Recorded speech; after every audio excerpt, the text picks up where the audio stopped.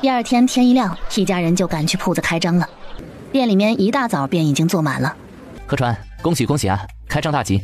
昨日未能亲自来捧场，实在是事务缠身，今日特来赔罪了。哎呦，这整得不错，人还挺多。我就知道你们家的吃食到哪儿都受欢迎。曾先生跟着附和，他的夫人则是在一边掩唇笑得温婉。想吃点什么？我家醉嘴有整了几样新鲜的，味道很好，都可以尝尝。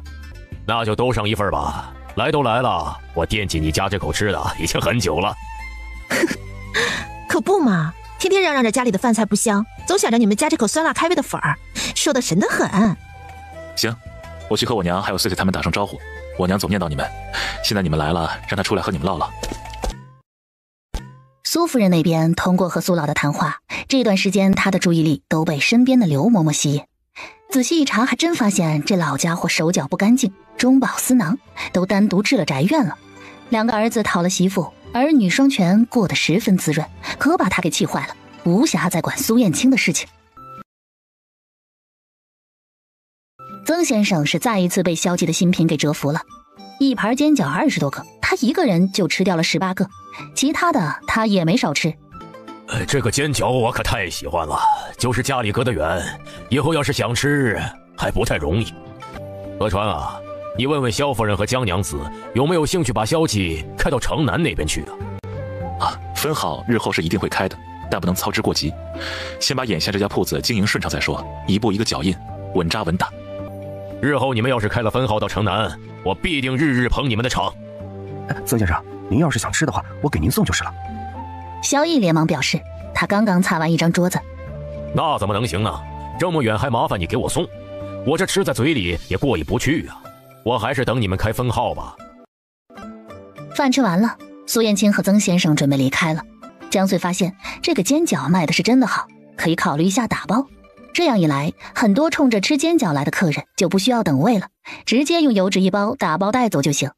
苏燕青走的时候也打包了2份大份的煎饺带走，准备一份给祖父送去，一份给自己的母亲，也让他尝尝萧家人的手艺，更是侧面的告诉他，萧家如今也已经做起了生意来，而且生意做得很好，很火爆，说不定要不了多久就能在冀州出名了。既然想要从源头改变他母亲对萧家的看法，那就得一直让他知道萧家为之所付出的努力。苏夫人到底还是对自己身边伺候了10几年的老人手下留情了，没有把事情做得太绝，只是收回了财物，然后将他赶出了府去。如今这身边突然换了人，新来的嬷嬷虽然做事稳妥，话也不多，但很多她的生活习性并不了解，还需要慢慢摸索，总是没有老人用着顺手的。但万事都有个适应的过程，她反正也是闲着，可以慢慢调教。这一次她查了刘嬷嬷，顺便整顿了一下整个苏家的下人，好好的立了一波威。不然的话，这满府上下还真的以为他是个花架子、纸老虎，背地里都想和他耍小心眼呢。至于萧家那边，他也不是没打听过，萧河川的事情他得到了证实，公爹的确没有夸大其词。他也好好的琢磨了一下公爹对他的劝告，想了半宿，好像确实是那么个理儿。今天厨房吃错药了，怎么还把早上吃的早点摆到正餐来了？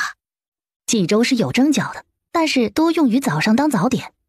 母亲，不管后厨的事，这是儿子刚从外面给您带回来的，您爱吃扁食，尝尝看，这是最近新鲜的吃法，您一定喜欢。这算是苏燕青和他服软了，苏夫人也不好给了台阶不下去，于是他还是一副勉强的样子，拿着筷子夹了一个，十分优雅的吃了一口。他几口就吃完了一个，又接着吃了第2个，等到想吃第3个的时候，突然想起来腻子还在一边。母亲觉得如何？一般，没你说的那么好吃。这是萧家的铺子买的，如今他们家的店铺已经开张了，生意特别好，我特意过去买了1份回来，就是想让母亲您尝尝看。他们家生意这么快就做起来了？是，萧家的每个人都是能人，是母亲您低估了人家。那不是怪那个刘嬷嬷吗？老是在我这边吹耳旁风，说他们这些乡下人陋习多，上不得台面，我耳根子又软，你又不是不知道。所以母亲，请您以后不要再阻止我和兰兰的事情了，好吗？您得试着去发现别人的优点，而不是总盯着人家的出身。前些日子我同女学的几位女夫子喝了一回茶，算算日子冀州女学如今也开始招生了，那里头是教什么的，你应该也清楚，我就不多和你解释了。反正我就是觉着，咱们家以后的主母在打理钟馗这方面还是必须要会的，以后也少不了出去交际，这品茗插花、下棋论香这种，总得有所涉猎。你觉得呢？他这暗示已经很明显了，要是这傻儿子还听不懂，那他也没办法了。他的意思就是让萧兰兰去女学上课，不会的就学。母亲，您的意思是让兰兰去女学上课？言尽于此，自己琢磨吧。他这么说，苏燕青就确定了，母亲这是已经接受他和兰兰的事情了，只是他要求兰兰去女学上课，学习以后打理家宅事务的知识。他高兴极了，溢于言表的高兴，还有激动，恨不得现在就去找兰兰说这件事。母亲，那您先用膳，我在外面已经吃过了，药堂还有事要处理，晚上才回来陪您用饭。苏夫人看着他那笑容，恍惚间觉得他似乎已经很久没有在自己面前笑得这么开心了。不过有一说一，果然是有了心上人就忘了娘。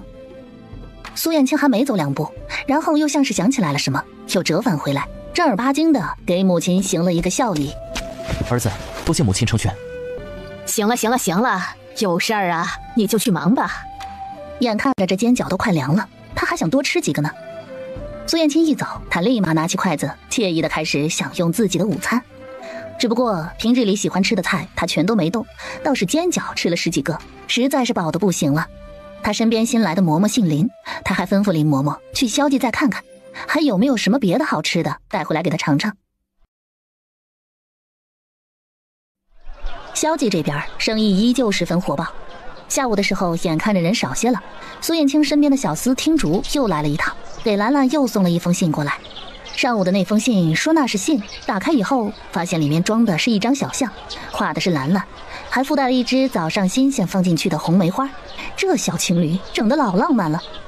1天之内收到2封信，这未免也太甜了点儿。江穗在一边打趣，逗得萧兰兰脸都红得像个瞎子一样。打开了第2封信，这回里面有内容了。苏燕青觉得自己太过频繁的去找他会被人诟病，于他的名声也不好听，于是便只能用写信的方式了。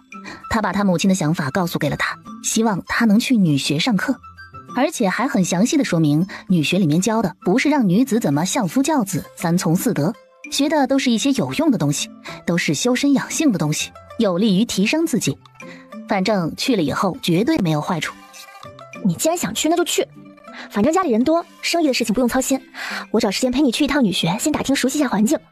苏二公子推荐的肯定是不会有什么不好的地方。总之，我觉得你的想法可行。他是以一个好姐妹的角度给他分析的，但具体的或许问问萧鹤川能够更加直白中肯。当萧鹤川听说了兰兰的想法以后，他只是笑了起来，心想这下好了，倒不用他主动开口去和他解释了。女学很好的，里面只招收女学子，而且里面的女夫子们都是有真才实干的，全都是冀州有口皆碑的女子典范。我那同窗齐修远的母亲就在女学任教，我可以直接问齐修远，看看女学1年的束修是多少。于是第2天，萧鹤川就去问了齐修远。齐修远听说他妹妹想去上女学，当即表示自己可以回去和他母亲说说看。女学如果是单学1种的话，束修不贵，有的1个月就能出师了，比如说插花、茶道、香道这些。但是如果都要学的话，1年的束修是30两银子，每天4节课，占用的时间也不多，1天最多2个时辰而已，剩下的时间就可以回来帮着家里看顾一下生意。不过还是建议俩人去实地考察一下。齐修远回家和母亲说了一下，他当即决定亲自当萧兰兰和江穗的导游，带他们游览女学，顺便和他们说说女学的一些主要内容。时间就定在3日后的一早，到时候江穗陪着萧兰兰一同前往。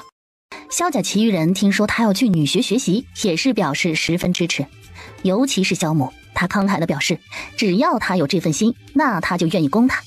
不愧是自己的女儿，有骨气，从来不会傻乎乎地站在原地而不去完善自己，自己的尊严和脸面都是靠自己挣出来的。萧记粉面庄已经开业3天了，每天生意都很好，回头客巨多。因为煎饺可以打包带走，所以每天的流水都有好几两银子。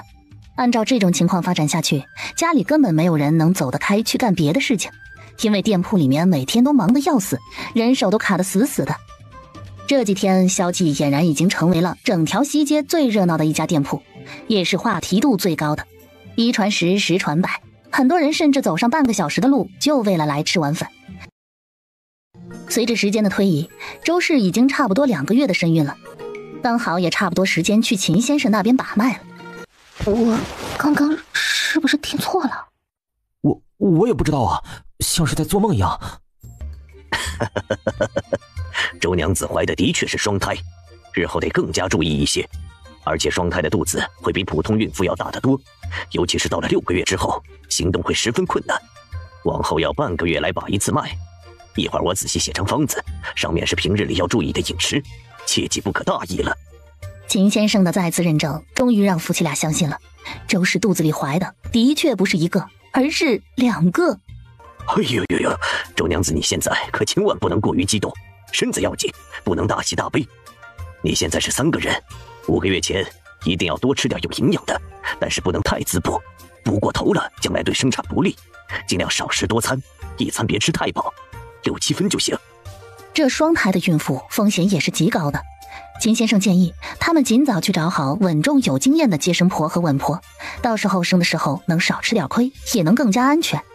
如今的周氏连笑都不敢笑大声的，咳嗽都不敢咳嗽了，觉得自己身上的担子特别重。萧冕让周氏回家歇着，他则是跑到萧记去把这个好消息告诉爹娘他们。老天保佑啊！咱们萧家真是祖坟冒青烟了，居然还给咱们家来了一对双生胎。哎呦喂，你们一个一个的可真争气呀！双生胎在大庆是祥瑞的象征。赶明儿个我得去城外的万福寺一趟，供点香火钱，再给咱们一家子人求个平安符。然后他拿了3两银子给萧冕，让他给老婆买点想吃的，以后要把伙食给他搞好。当他的儿媳妇，只要你人品好，不搞小把戏，一心为了萧家，那他是很乐意宠着的，一视同仁，不存在对谁更加偏心。反正嫁到咱家了，那就是咱的亲闺女，吵架了他都只扇自己儿子2巴子。现在周氏也不能参与家里的生意了，萧母决定让几个儿子都放弃去码头的活儿，每个月帮着家里的生意，然后根据每个月的总收益给他们适当的发工钱。萧记开业的第5天，生意丝毫不见下降的趋势，很稳定。只是这天下午，店里来了个很特殊的客人。总之，他的出现和整个热闹且极具烟火气的西街格格不入。小姐，这个好像是萧公子的妹妹，不是他的妻室。难怪呢，看着有点卦象，原来是亲兄妹啊。萧琴上来问他想吃点什么。你们家接待客人的都是伙计吗？没有女使？大户人家注意男女大防，而且富人区那边的酒楼饭馆除了有店小二，还有女使，是专门接待女客人的。这就给有点闷葫芦的萧琴整不会了，他赶紧去厨房找江穗。这位小姐，你想吃点什么？本店有粉有面，重口的清淡的都有，还有卖的最好的煎饺。那就所有的吃的都上一遍吧，我要你亲自做的，别人做的我不吃。还好江穗的表情管理能力还行，这要是换做兰兰，早翻白眼了。哎，真是钱难赚事难吃啊！还好他本来也是在厨房煮面的，既然他都要上一遍，那挣的都是钱，他干嘛和钱过意不去？于是江穗笑着答应了下来，转身去厨房忙活了。很快，店里面的单品都被端上桌了，香气四溢，任谁见了都是要流口水的程度。您的粉面已经上齐了，请慢用。说完，江穗就要回厨房。站住！我说了你可以走了吗？他这语气就好像在教训自家的丫鬟一样。店内其他吃东西的客人都莫名其妙地看着他。不是，他摆架子给谁看呢？这么有钱，他去城南啊，来咱们城西干啥？嘿，这你还没看出来啊？来找茬的。哎呀，就是可怜了人家老板娘了啊！本分分做生意呢，竟能遇到这种挑刺儿的。是人都看出来了，叶叔纯属是来找茬的。这位小姐，我还有其他客人要招呼，请恕不能奉陪。你有事喊一声，咱们店里人手多，能解决您的问题。我只是一个厨娘而已，该回厨房忙活了。也对，像你这样的人，就只配一辈子伺候别人的。这位小姐，您要是来吃东西的，您就好好吃；您要是来找茬的，麻烦您出去，别耽误我们做生意。这桌东西就算我们亏了，不要你的钱还不行吗？您看着也是大户人家出来的，大户人家不是都礼仪教养很好吗？怎么您瞧着就相反呢？难道是平日里太闲了？既然闲人没事干，那就找点事干，干嘛为难我们普普通通、本本分分做生意的小老百姓呢？没错，虽然我们是很朴素的老百姓，做着微不足道的小生意，和你们大户人家自是没法比的，但我相信这不是以权势压人的理由。我们是良民，在你们面前没有高低贵贱之分，就算是闹到衙门，是您出口伤人，我们才反驳的，那也是我们有理。说得好，有钱了不起啊，来这儿膈应人。我认得他，她是白云书院院长叶从文的独女，没想到居然是这样的人。白云书院教书育人的地方，叶院长也算是德高望重的先生，没想到啊，却把自己的女儿教养得如此古怪，不讲理。叶叔太好认了，他这双行动不便的腿，再加上出门的排场，很容易就被认出来了。面对大家的指指点点，他开始控制不住的发抖，没多久脸色惨白。如星，给钱，咱们回家。如心知道他们家小姐这次是真的破防了，回去以后他俩日子又该不好过了。他拿出1块1两的碎银子放在了桌上。哎，给多了，不用这么多。不要了，赶紧走。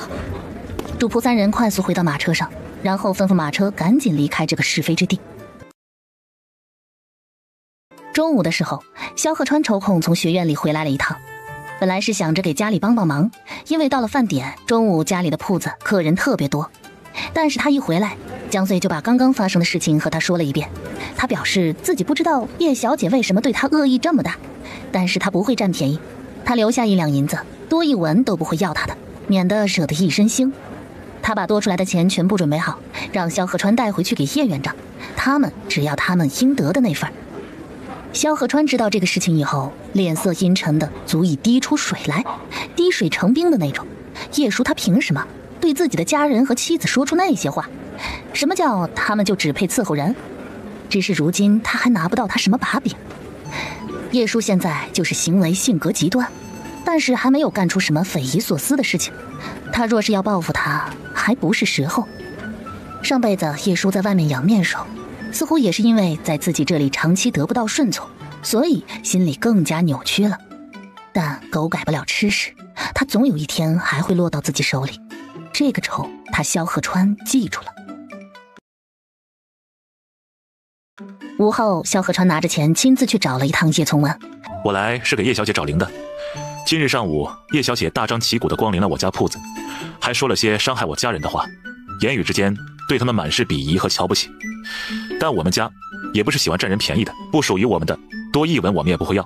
卓经让我过来归还找给叶小姐的零钱，虽然不知道叶小姐这么做的目的何在，但我想她是院长您的女儿，您应该很清楚她的性子。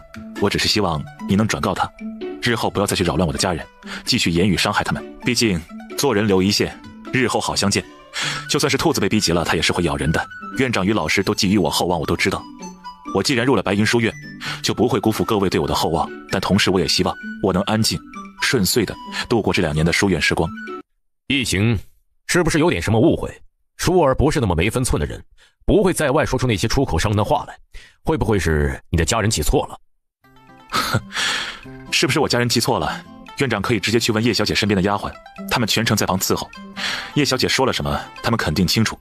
很多话从我嘴里说出来，不足以让院长您相信，所以只能您自己去求证了。一会儿该上课了，学生先告退。叶从文有点气，但是又不知道怎么发脾气。他对于萧鹤川那真叫一个又爱又恨呐。叶从文晚上回家的时候还没进府，下人就来告诉他，小姐又发脾气了。从如心如月口中得知了叶叔今天所说的话，叶从文无奈地叹了口气。他那话对于文人来说的确很过分，侮辱性极强，怪不得萧鹤川生气呢。他只好盘算着怎么样才能让萧鹤川消气了，面子上总得做足吧。至于如心如月2个丫头，他也只能在银钱上面补偿一下，然后给他们放了3天假，让他们回家和家里人团聚几天。等到第2天，叶叔心情稍微平复一些了，叶从文才重新来找他，想和他谈谈。舒儿啊，你就别再执着一些不属于你的人了。你自己说说，这是第几次了？都被你逼走几个人了？这一次招进来的萧鹤川，他事关咱们白云书院将来的名誉和地位，你可不能再任性胡闹了。父亲，我怎么就任性胡闹了？他们本来就低贱，上不得台面的东西，还敢来找您告状，装什么清高？为父这些年真是太骄纵你了，纵容的你无法无天了是吧？我告诉你，你最好给我老实点，这2个月就不用出门了，好好在家里面壁思过，反省反省自己。你在外面说出那么些风言风语，还要连累为父的名声受损。这些年其他几家书院蒸蒸日上，越来越好，要是白云书院再出不了几个像样的进士，日后如何在冀州立足？你这富贵悠闲的日子就要到头了，看届时还哪来这么多东西给你砸的？父亲，你要禁足我？叶舒难以置信地看着他，记忆中这是第一次父亲对自己发火。不然呢？你以为为父和你说着玩？2个月少1天都不行，你须得好好反省才行。我会给你寻个好的嬷嬷，这2个月好好教教你规矩。一个大家闺秀要做到的是温婉大方、秀外慧中，而不是像你这般骄蛮无礼、四处立敌。倘若将来他萧鹤川高中，入朝为官，步步高升，而你却与他结仇，难保他性子日后不会打击报复。所以算是为父求你别再执着了。你要是真想嫁人了，我给你寻个才貌俱佳的夫君入赘咱们家就是。说完，叶从文不再停留，甩袖离去。父亲，你回来！我不要管什么禁闭，我也不想学什么规矩。如星如月不在身边，他也没办法使唤别人。叶从文也是说到做到，第2天就找了2个嬷嬷过来。他觉得1个嬷嬷根本拿不住他的女儿，所以多找了1个。而萧家这边也到了约定好去女学的日子，江穗和萧兰兰一大早便收拾好自己，打扮得干净得体，去了女学。齐夫人不愧是教插花的女夫子，她身上的气质就无一处不透露出优雅，说话轻声细语的，不急不躁，声音温柔，相处起来很舒适。齐夫人走到哪里就介绍到哪里，说得很细致。萧兰兰在里面待得越久，就越是充满向往。她很喜欢这个地方，她一定要进来，要成为和他们一样优秀的人。齐夫人带着他们在女学里面转了一圈，然后邀请他们免费上一节自己的花艺课。这一节课下来，萧兰兰体验感非常好。齐夫人问他们是不是要一起进女学，江穗表示自己可能要晚几个月，因为家里的生意还走不开。兰兰则是可以立马进入女学上课，1年的束修是30两，但是不包吃住，但是上课用到的所有材料都是由女学出的。如果家境困难的，可以选择半年一交，也就是15两，大大的降低了女学生们想要提升改变的压力。而且学院是上3天休2天，1天4节课，每节都不一样。算下来，女学如今有将近200名女学生。30两银子对于如今的萧家来说不算什么难题，完全能供得起。所以他们和齐夫人表示，即日起便可以入学了。但是要回家先和家里人知会一声，好在人员上做出一些相应的调整。而萧记这边，一大早，萧逸便守在店铺的后门，等待送菜的老农把今天要用到的新鲜蔬菜送过来。今天怎么不见梁老汉呢？最近雨水多，我爷爷腰疼又犯了，所以之后几天都是我和姐姐来送菜。弟弟挺爱笑的，很自然地回答萧逸的问题，反倒是姐姐好像有点不自在，她一直低着头，不好意思同萧逸对视。萧逸只是礼貌地朝他笑了笑，他就羞得满脸通红，连忙背过身子去。大直男萧逸可没想这么多，他结了菜钱给他们，还给姐弟俩一人打了1碗热乎的豆腐脑。弟弟连忙道谢，笑得一脸的灿烂。这豆腐脑点得很有水平，豆香味十足，还嫩，喝在嘴里甜甜的。梁翠翠姐弟坐在大厅喝着甜豆腐脑，闻着厨房里传出来的阵阵香味。这老早的就有客人上门了，点上1碗热乎的酸辣粉或者是红烧肉汤面。等待的阶段，再一人来1碗豆腐脑，一个塞一个的会吃。喝完了豆腐脑，外面又下起了小雨。姐弟2个没穿蓑衣，那只能等着雨停了再走了。哎，你们姐弟俩要不要吃点东西啊？哎呦，估计这雨一时半会儿也停不了。咱们家的粉面都还不错，尝尝，给你们优惠点。姐，要不吃点？梁翠翠一直在和自己的胃做斗争啊，她一看见萧逸就心慌。那吃点吧，我要1碗酸辣粉。那我要土豆泥拌面。好，马上给你们做哈，等着啊。酸辣粉加了量，他是能吃得完的，但是又觉得自己要是吃完了，到时候萧三哥过来收的时候，会不会在心里吐槽他太能吃？女孩子春心萌动，她呀就是内心戏贼多。姐，你今天是不是哪里不舒服啊？还是说这个酸辣粉不合你胃口？啊，没有，我就是今天没有那么饿而已。这酸辣粉很好吃。梁翠翠这话说的有些心虚，梁冬摸不着头脑，但他也没过多纠结。结账的时候，萧逸特意一碗少收了他们2文钱，并且表示他们以后来吃都少2文。眼看着这雨还不停，梁翠翠又放心不下爷爷一个人在家里，就表现得有些急。着急的话就先披着我家的蓑衣回去吧，下回送菜的时候再给我送回来就行。最后梁翠翠姐弟俩披着她给的蓑衣，推着板车回家了。萧母当天晚上打烊以后，就回去规整了30两出来，准备给萧兰兰当束修。明日刚好萧河川休沐，由他带着萧兰兰去女学办理一系列入学的流程。兰兰，你要不要写封信，把你进入女学的事情告诉苏燕京？我替你把信转交给他，如何？好，我回去就写，劳烦四哥替我转交给他。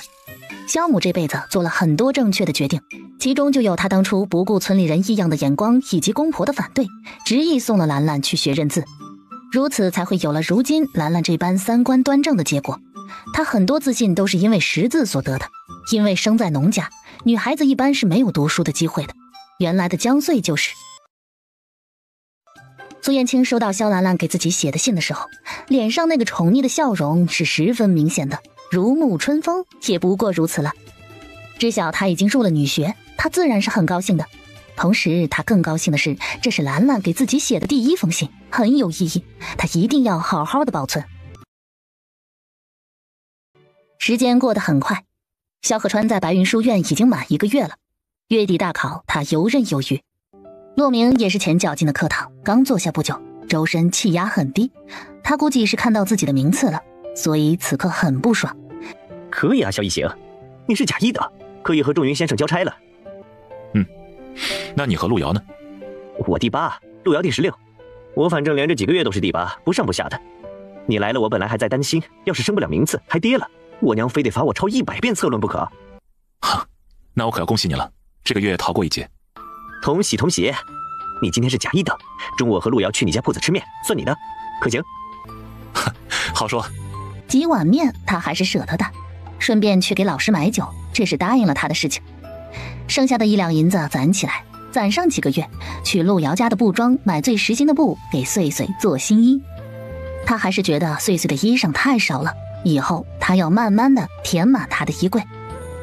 看着3人这么有说有笑的，一边的骆明可就越发不是滋味了。他暗自发誓，下个月一定要把他比下去。哪里有竞争，哪里就有内卷，宇宙的尽头就是内卷。但是骆明想要卷死萧鹤川，那怕是不可能了。万年老二这个名头，此后会跟随他很长一段时间，甚至是一辈子。午后，齐修远和陆瑶如愿地吃到了自己想吃的粉面，免费的就是香啊，还有来自萧母满满的慈爱，往死了给他们加料加肉，给俩孩子肚子吃的圆鼓鼓的，打着嗝走的。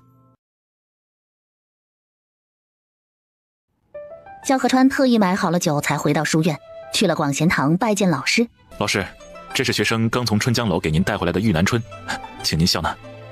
做得很好啊，你这个月大考的策论我已经看过了，着实值得夸奖，但不可过于自傲。若想成大事，必要戒掉自傲的毛病。有时候太过自信也会锋芒过盛，反而引火烧身。学生受教，定铭记于心。行了，没什么事就先退下吧。今日的授课暂且取消，你可早点回家陪伴家人。今日已缅怀故人，所以这种时候仲云先生一般是没什么耐心给萧河川讲课的。萧河川也懂，所以他什么也没有多说，只是叮嘱老师少喝些，便先退下了。算算日子，萧记开张已经1个多月了，生意一直很好，这也让街上的这些同行们感受到了巨大的竞争压力。萧毅出了一趟门，在街上采购了一些缺少的调料回来，就带回了几个消息，谁家学着他们卖辣味炒饭，谁家学着他们卖豆腐脑，又是谁家又学着他们卖煎饺了。3个默契，其实懂的都懂，大家都是一样的价格，先入才能为主。你瞧，咱们家的生意丝毫没有因为他们的有样学样而变差，这就说明大家心里都清楚，咱们萧记才是最经典的。而且我最近已经在研究上新品了，保证又能在西街火一波。他江穗别的可能不擅长，但在吃的上面他最擅长了。他最近已经开始研究砂锅粉了。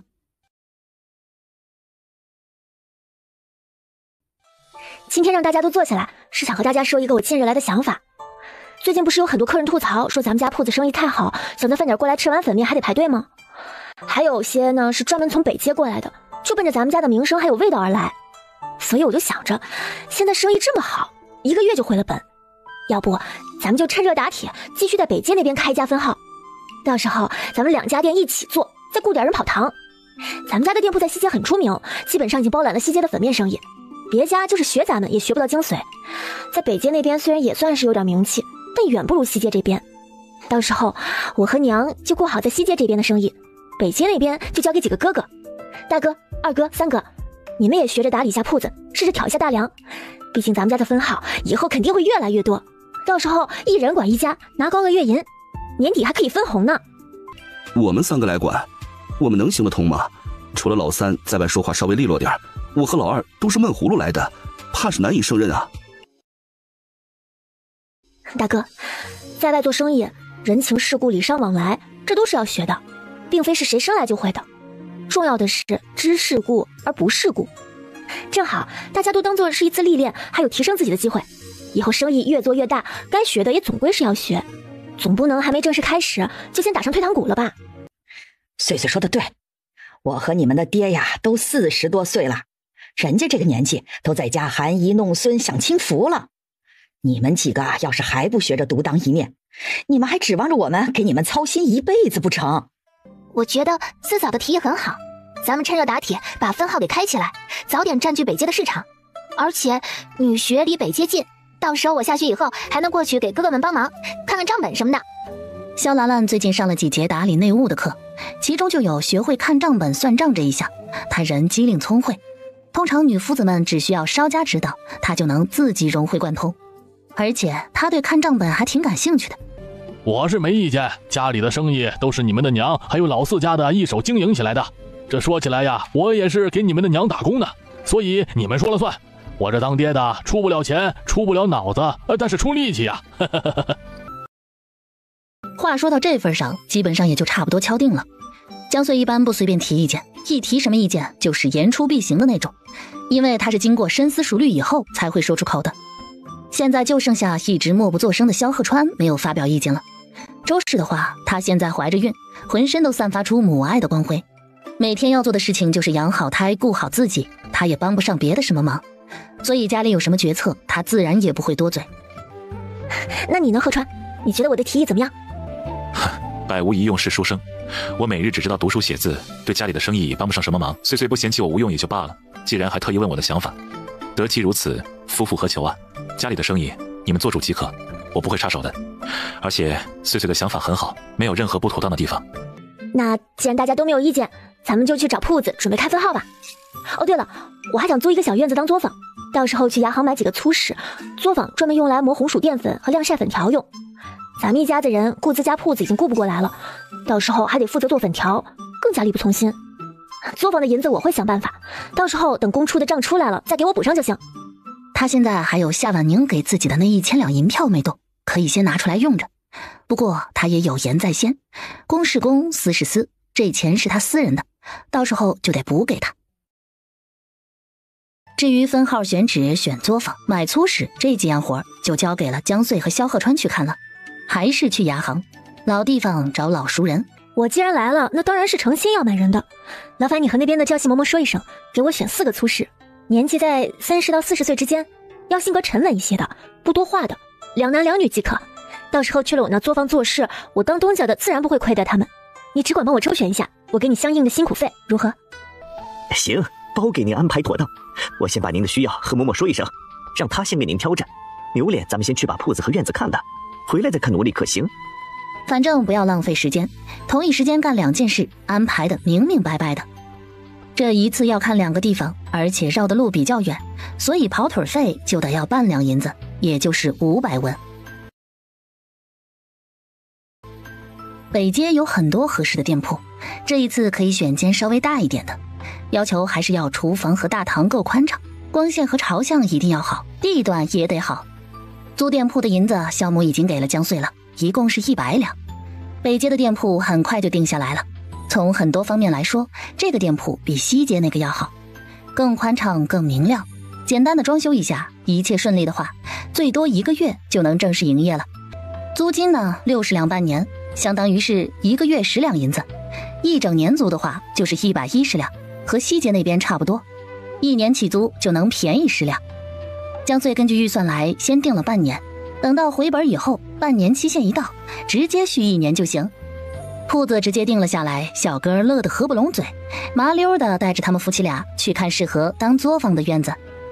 作坊江穗要求离他们住的地方近，方便他时时过去巡视，位置偏僻些倒是无妨。院落一定要宽敞，再有几间住房可以给粗使们住，多余的房间可以当做库房，存放红薯这些。对位置地段没有要求的话，那这就比较好办了。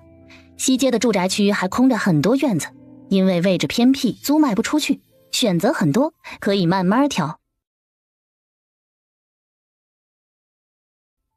看了一整圈下来，最后选了一个有4间房子的院子，还有一个单独的厨房，到时候他们可以自己在院子里做饭。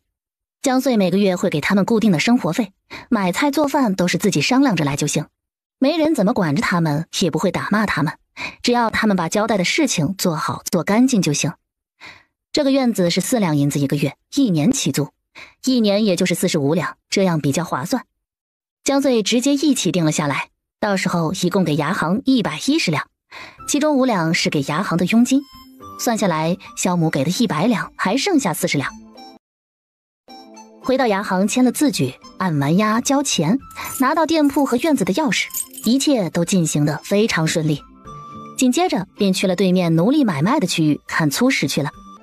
江娘子，您过去以后见到了钱嬷嬷，多少给她来点甜头。她是牙行的老人了，是个老法师来的，看人的眼光也独大。但唯一的一点，嬷嬷有点势力，她只认真金白银。这奴隶买卖，咱们这房租买卖销售可比不得，他们有水厚着呢。但干他们这行的，说白了，积不了什么德，就只能朝前看了。那你觉得应该拿多少合适？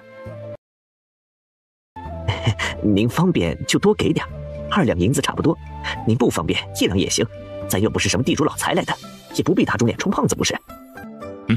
那就拿2两吧，省那1两发不了财，多出那1两还能卖个人情，以后说不定还有打交道的时候，人家给的笑脸也多。倒也是那么个道理，反正已经花出去这么多钱了，2两银子省下来也发不了财，干脆做个人情。就是这位娘子要买粗使奴隶是吧？是呢，这位娘子呀是咱们牙行的老顾客了，很爽快的。她姓江，嬷嬷叫她江娘子就成。这位是她的丈夫萧公子，如今在白云书院读书呢。西街那家生意好的不得了的萧记粉面庄就是他们家的。这不生意太好了，都要准备开分号了，还差人手呢，就来找我打听，买几个粗使回家干活。我这一寻摸着，平日里嬷嬷您对我最好，有生意肯定先紧着您不是？原来是江娘子还萧公子啊！哎呦，当真是郎才女貌！哎呦，瞧瞧这站在一块儿，真是般配极了，天造地设的一对儿啊！人性就是如此现实，你混得有点成绩，人家才能高看你几分。请嬷嬷喝茶，一会儿挑人的时候您多费些心思，给我挑几个踏实能干的。这银子一到手，钱嬷嬷笑脸越发明显，她一摸就知道是2两，觉得江穗出手很大方。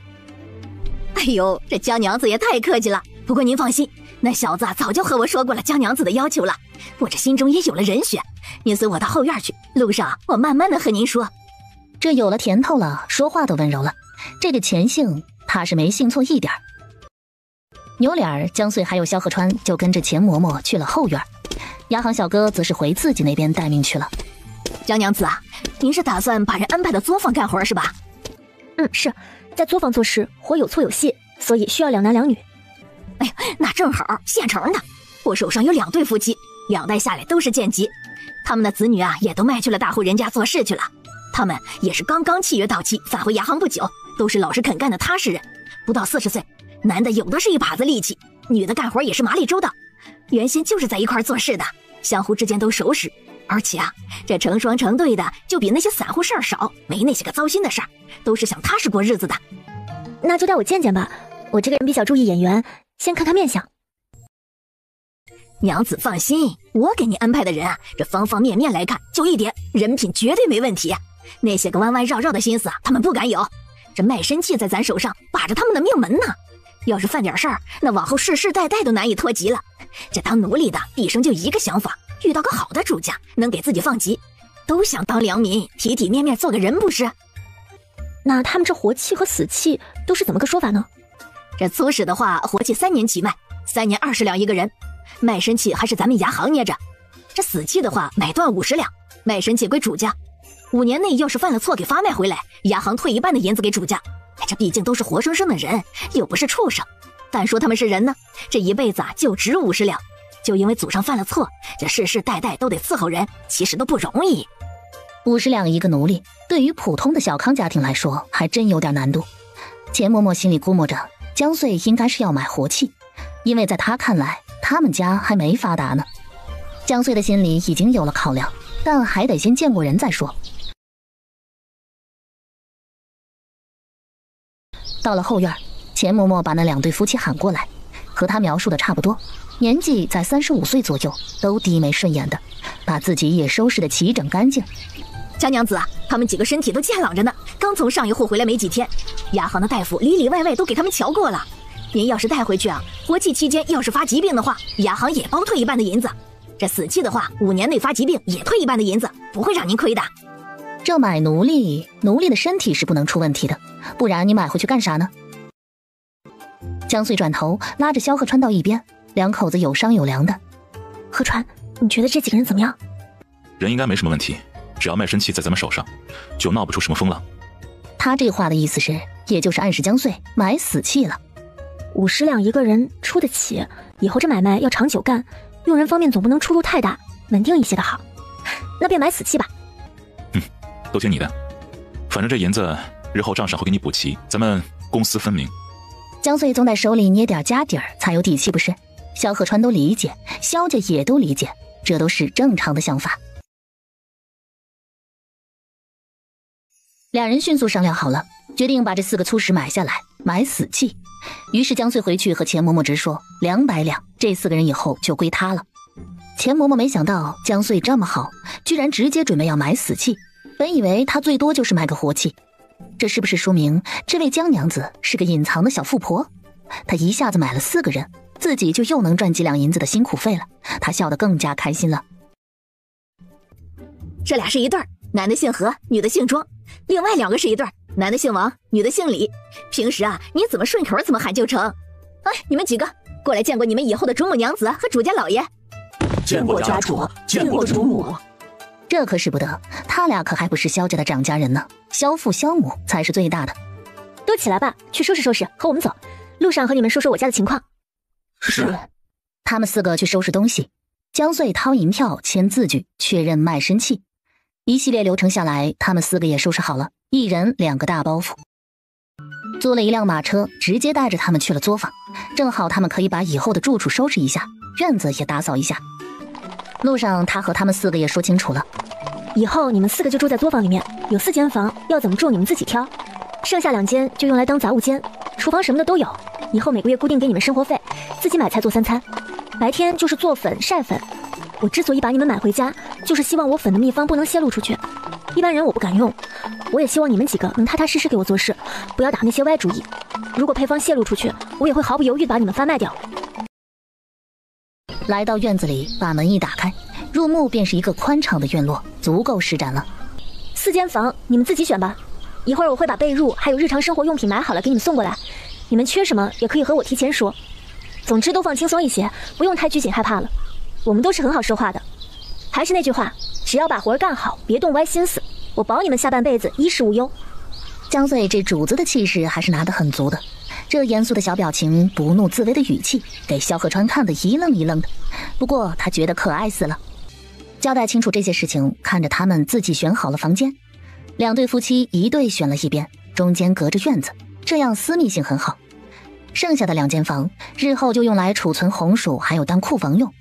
除此之外，院子里的厨房、工房都配套齐全，家具什么的也都是7成新的，只需要添置一些锅碗瓢盆还有日常用品就行。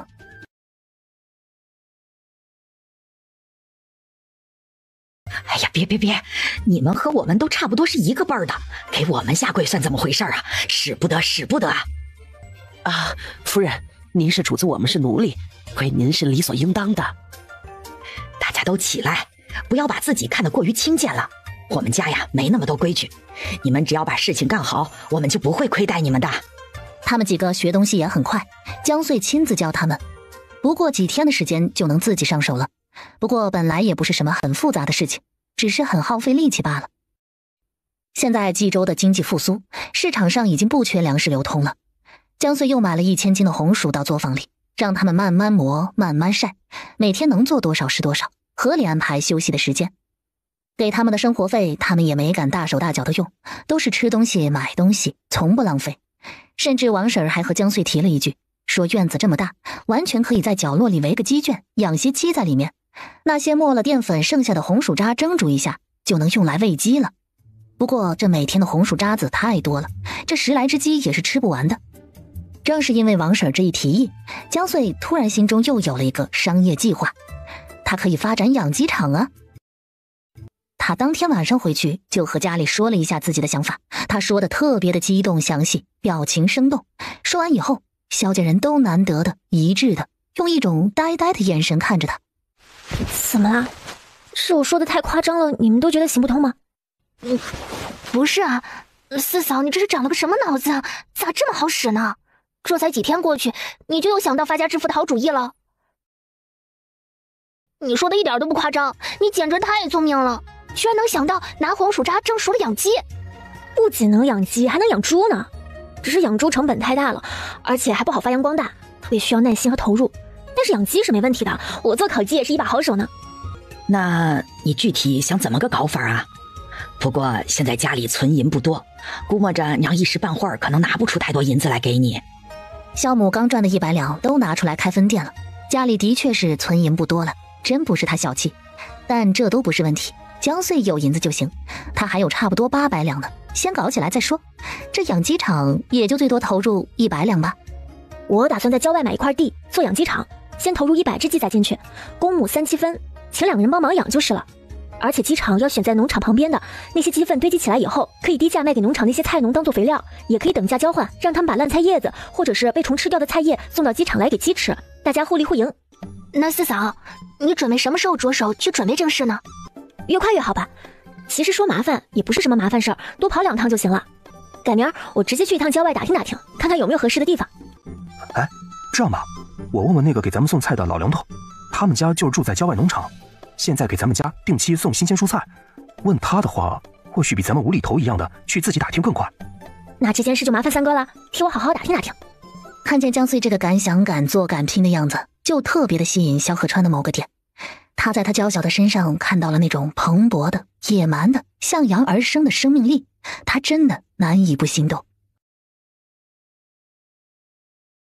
第二天，萧毅一大早就等在后门，等着梁老头送菜过来。哎，梁爷，和你打听事的，你们农场有没有闲置的农地租卖啊？萧三哥，你要买地做什么呀？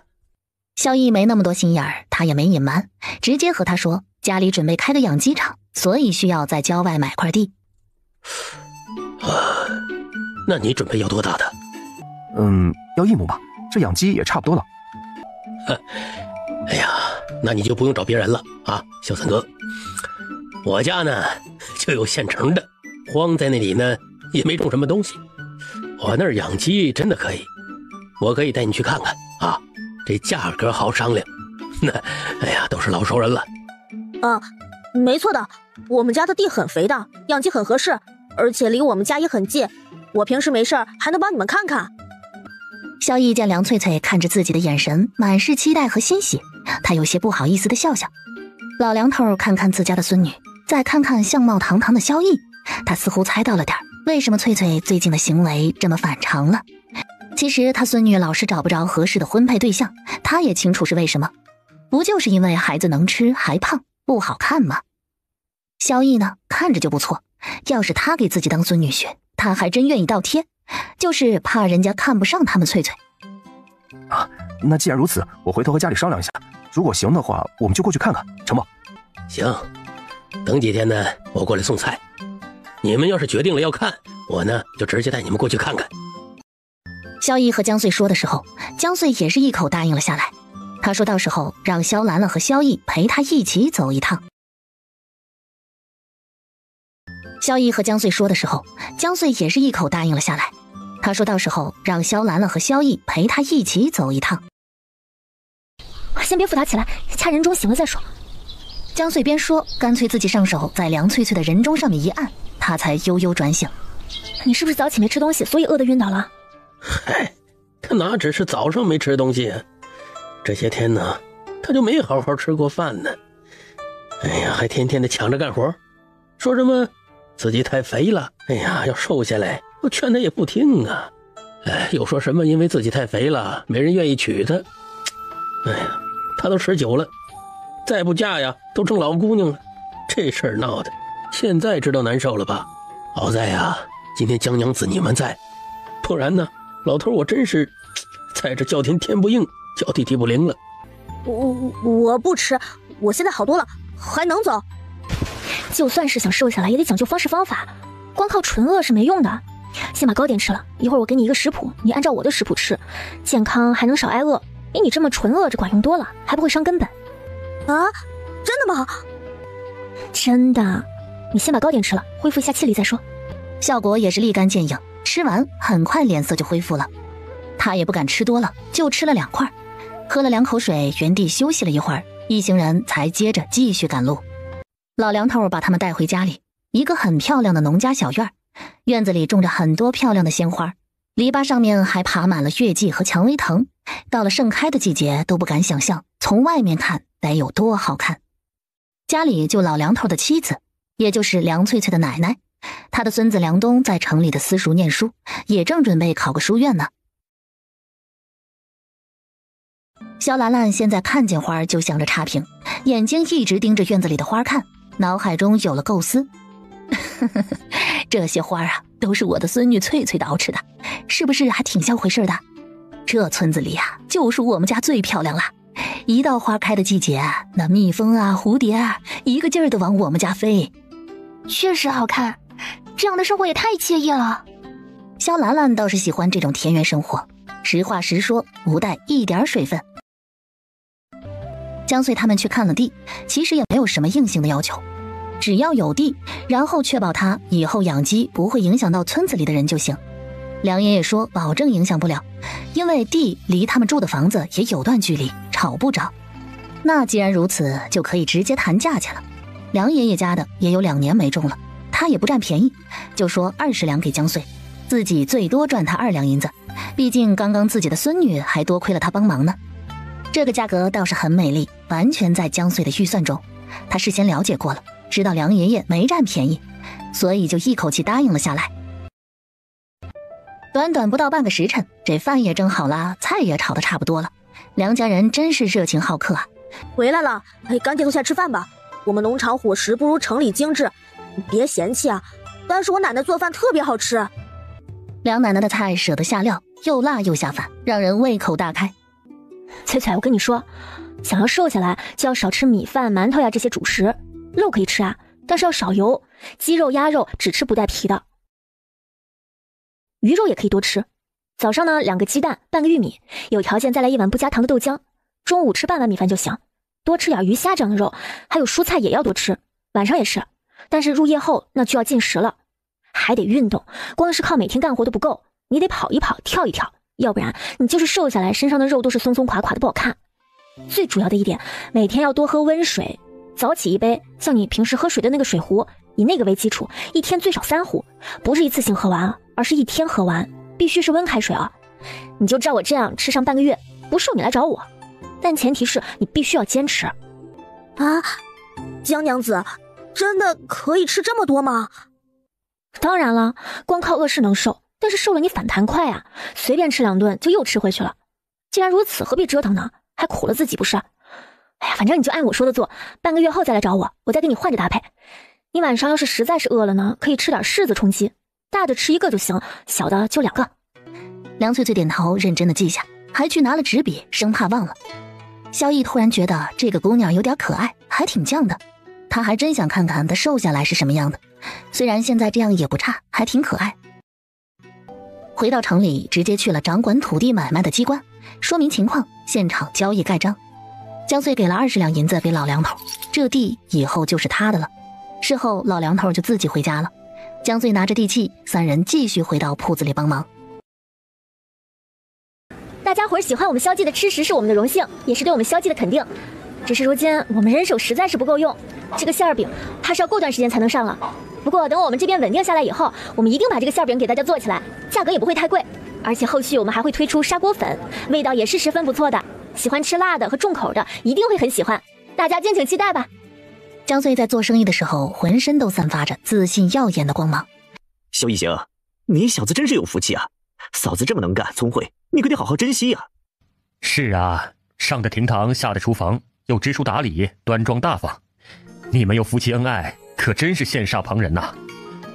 不知道我们以后有没有这么好的福气？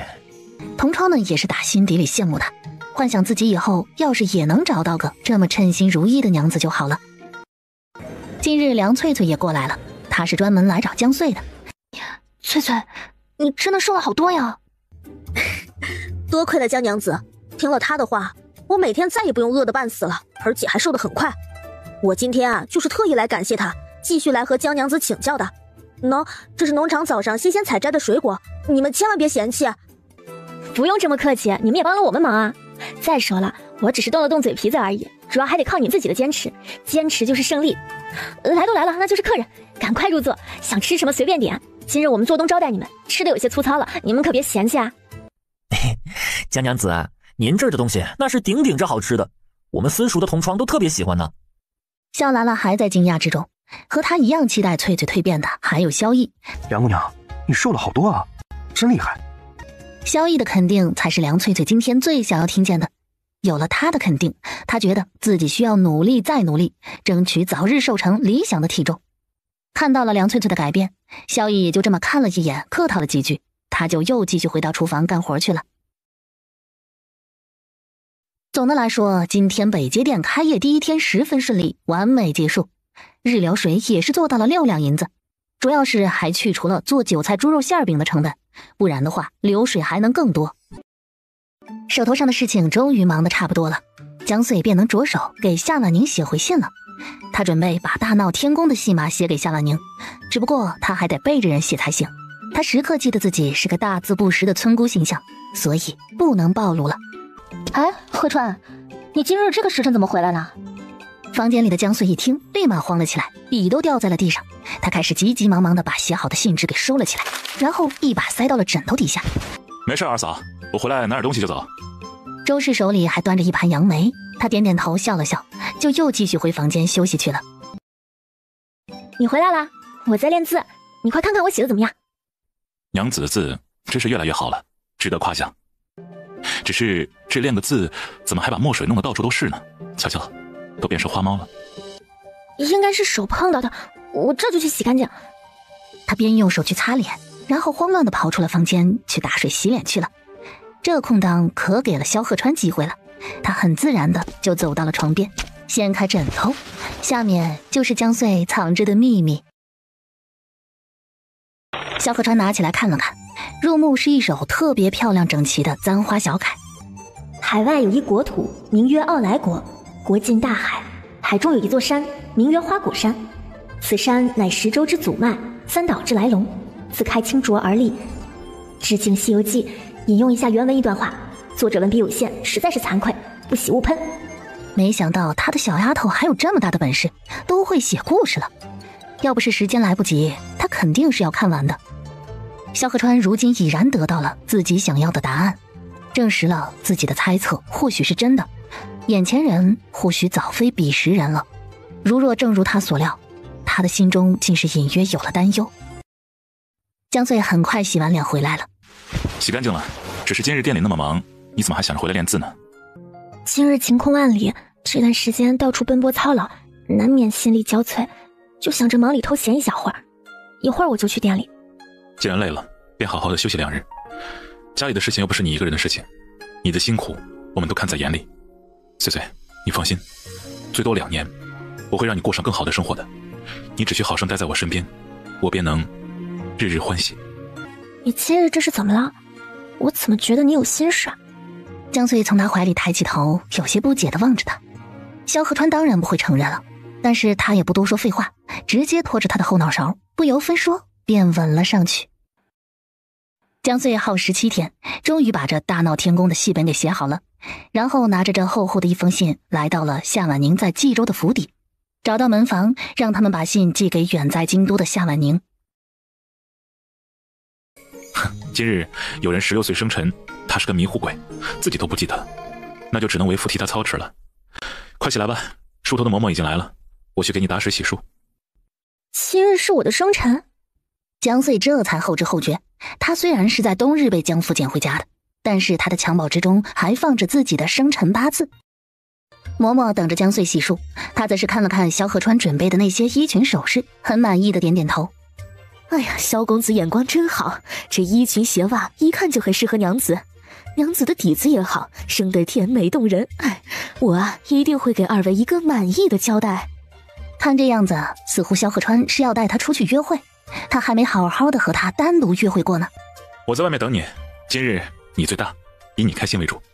然后就是嬷嬷给他一阵的捯饬。美，真是太美了！哎呀，尤其是笑起来的时候，我一个女人瞧见了都感觉魂牵梦萦。他就喜欢给这样的美人梳头打扮，自己也是赏心悦目的。咱们去干嘛呀？跟我走就是了。今日你最大，你想要什么，想去哪里，都可以跟我说。但在此之前，咱们先去一趟莲池，正值采莲子的好时节，我们采下莲子，再折2朵荷花，可好？听起来还不错的样子。于是2人便手牵着手出了门，穿着同色系的情侣装，从后面看，就连身高都是那般的般配。萧家人今日已经提前打烊回来了，一起张罗晚上的晚饭，弄得特别丰盛。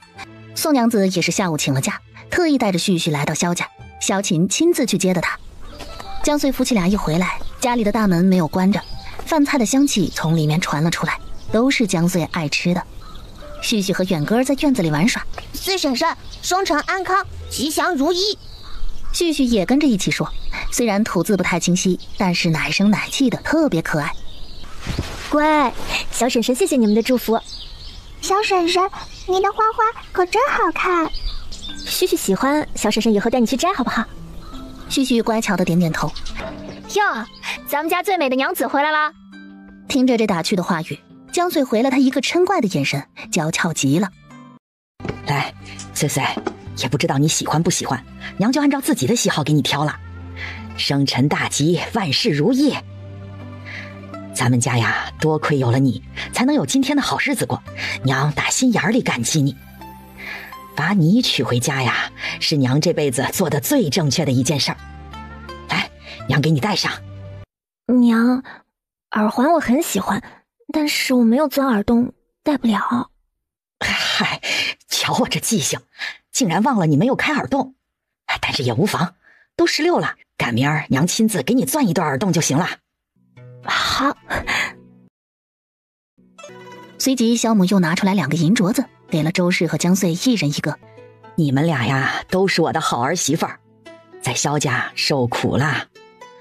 娘也没给你们买过什么好东西，你们也别嫌弃，一人1个，娘都一视同仁。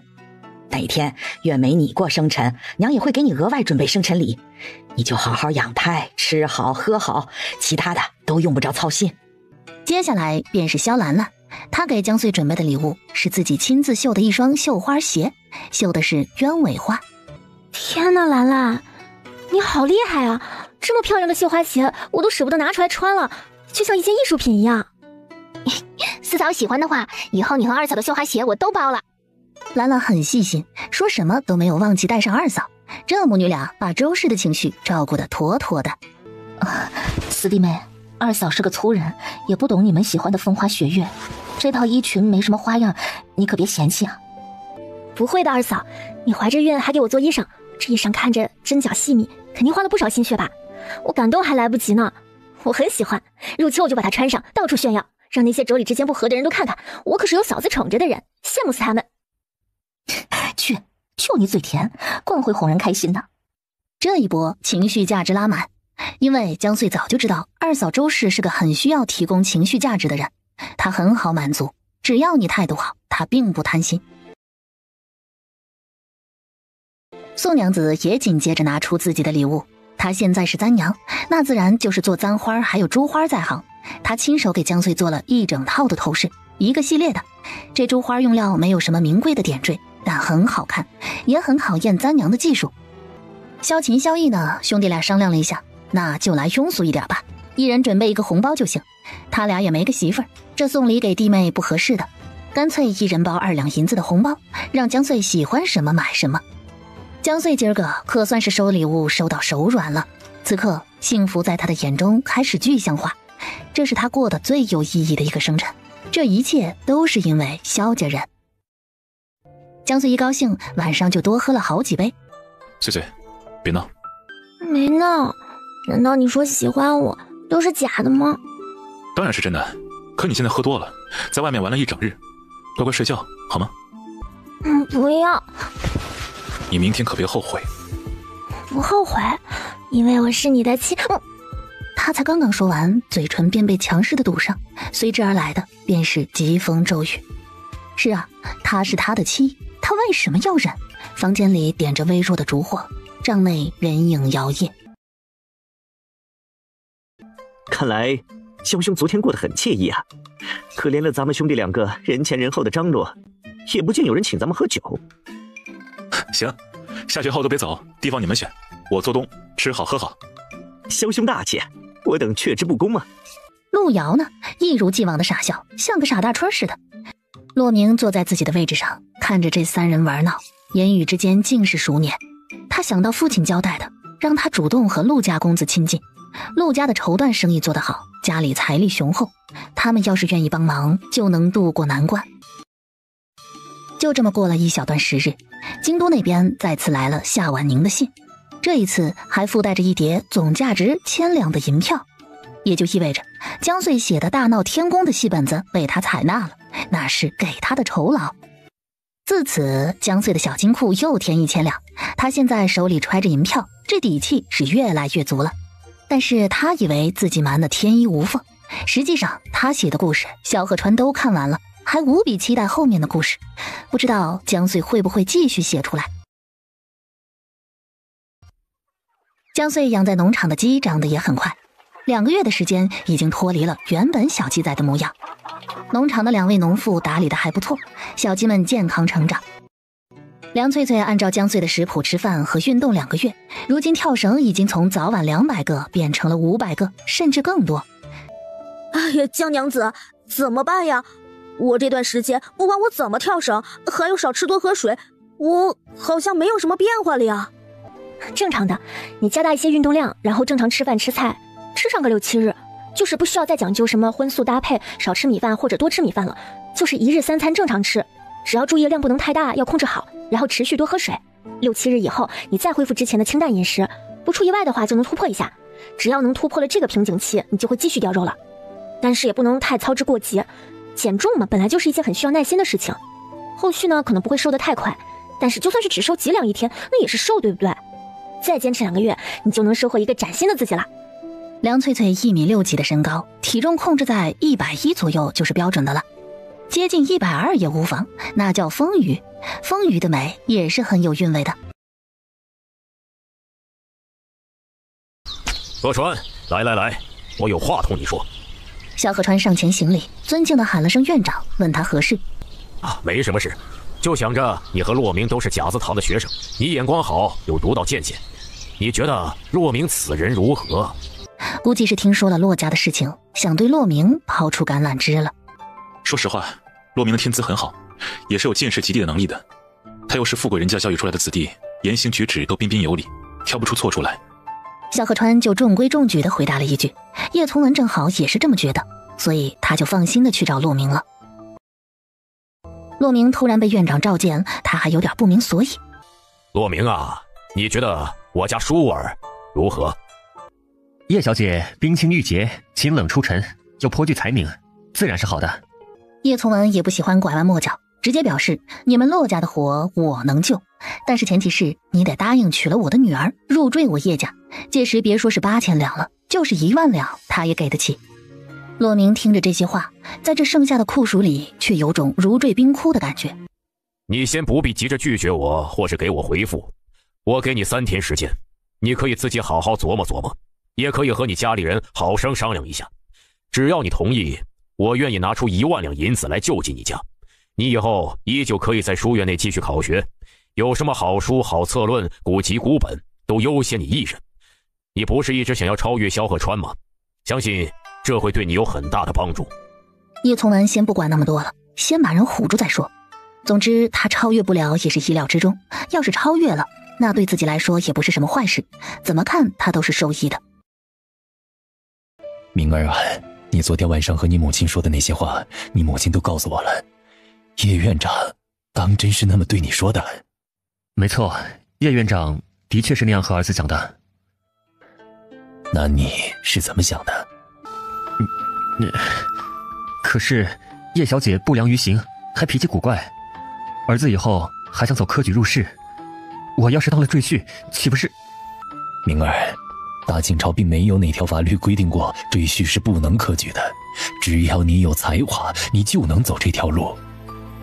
为父知道你在担心什么，你觉得这样做有失你的风骨与体面，但你仔细想想，等你攀登高位的那一日，只有别人仰望惧怕你的份儿，到那时候你腰板子直了起来，一切都能按照你所希望的走了，你才是掌控别人的那个，你明白吗？为父也知道这样做很委屈你，可是爹是真的没有办法了，穷途末路了。你看看你娘和那些姨娘，还有你那位出世的弟弟，如果骆家到了山穷水尽的地步，这一大家子人要如何生活呢？或许连你往后2年在白云书院的庶须都出不起了，到时候你进京赶考的盘缠都可能拿不出来，若是错过了，你又还得再等3年，那3年后又该是如何的光景，是好还是更坏，都未可知啊。那父亲的意思是让我答应叶院长是吗？洛儿，为父真的是别无他法了。你放心，为父向你保证，该是你的东西还是你的，谁都抢不走，你永远是骆家的嫡长子。听见这个答案，骆明的心已经是拔凉拔凉的了。好，那就如父亲所愿，我会和院长表明我的意思的。叶从文都没想到他居然来得这么快，有点超乎意料了。我知道你这孩子自命不凡，让你入赘我叶家委屈你了，但是你也别把我家舒儿想得多不堪，她就是行动不方便，但是要样貌有样貌，要学识有学识，你们2个成婚以后，感情可以慢慢培养，没事还能花前月下吟诗作对呢，何不美哉？只要院长能兑现承诺即可，学生没有什么好委屈的。你放心，我一言既出驷马难追，答应你的条件都会一一做到，我会准备好一切，你也准备好，找个最近的日子让你父亲出个面，2家好生商议一下你们2人的婚期即可。叶小姐那边不需要过问一下她的意见吗？后辈的婚姻大事本就是父母之命媒妁之言，不瞒你说，前2年舒儿是注意过你的，还专门和我打听你来着，所以我想如果她知道要嫁的人是你，不会反对的。这一刻，骆明的心是死得透透的了，那种脊背发凉的感觉再次袭来。但是他还不知道，他未来也许要共度一生的人，此刻正在悄悄地憋着坏呢。他同样也不甘心。今天萧鹤川走的小路，要拐许多的小巷子，巷子里都没有什么行人，他是刻意走这边的。刚走了没多久，在一个巷子的拐弯处，一个女子的身影在前面来回踱步，东张西望的，似乎是在等待和担忧些什么。萧鹤川一出现，他立马松了一口气，朝着他走过来。2人之间隔着些许距离，萧鹤川面无表情地站在那里，女子则是用很轻的语气低着头在和他汇报着些什么。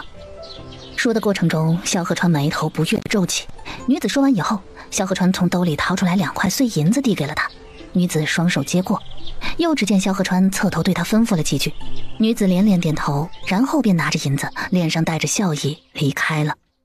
女子走后，萧河川有些无语地看了看天，慵懒地打了个哈欠，似乎并没有把刚刚知道的事情放在心上，因为他觉得某些人的手段挺没有意思的，特别低级，像是那种低能儿才会想出来的法子，为了恶心他，也真是够拼的。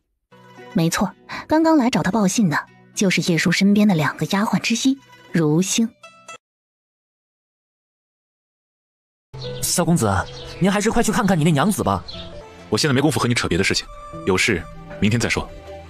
萧鹤川，你就是一个小人，你害了我一辈子，我到底哪里得罪你了？你要这么害我？洛兄这话真是令人惶恐，还上来就动手。我和你无冤无仇，为何要害你？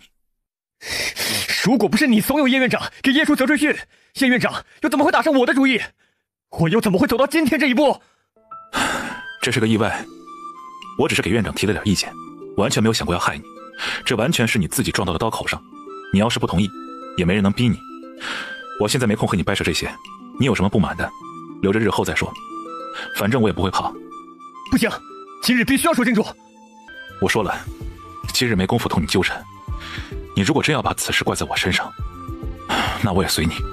萧河川提前有了预测，根本不上叶叔的当，但他走得火急火燎的，那大长腿3步2步就消失在了拐角处。他去干嘛了？他去找他娘子，他娘子让人欺负了。他去哪里找他娘子了？小厮害怕的咽了咽口水，然后说出了一个地址。骆明二话不说就追上去了。书院里早已经没有了萧河川的影子。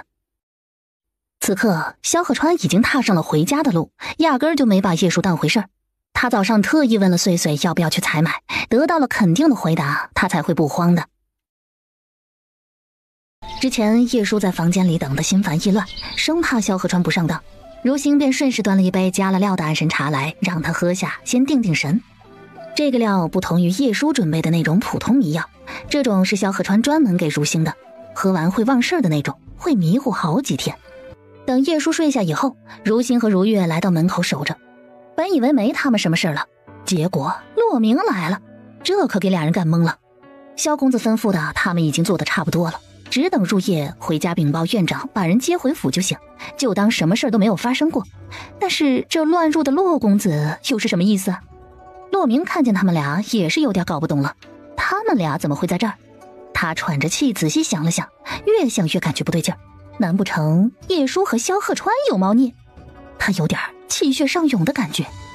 虽然是赘婿，但好歹以后也是夫妻啊，还没成亲就先给他戴上绿帽子了，这他可不答应。于是他不顾如星和如月的阻拦，直接推开门进了屋子里。一进来他就四处打量找人，只见叶叔躺在那床上睡得很死。骆公子，你在找什么呀？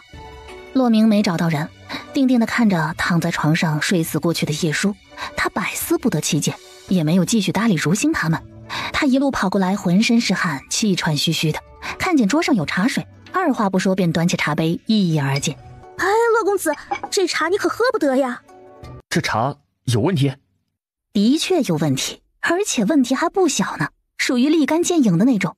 他才刚刚喝下去，药效就气来了，他只觉得脑袋昏昏沉沉的，很快便不省人事了。这可怎么办呀？萧公子也没交代我们说骆公子会来呀。去告诉老爷吧，按萧公子对咱们说的那样就行。至于骆公子是个意外，看老爷怎么处理吧。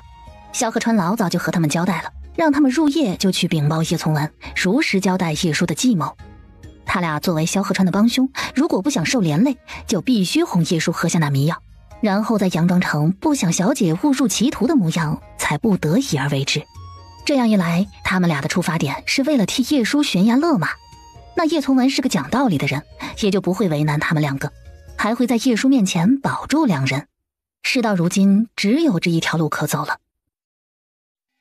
叶从文跟着如星和如月来到了那处小宅院，说来也是巧了，这座宅院就是上一世叶叔豢养面首的地方。骆明还搁地上躺着不省人事，他们也没敢动他。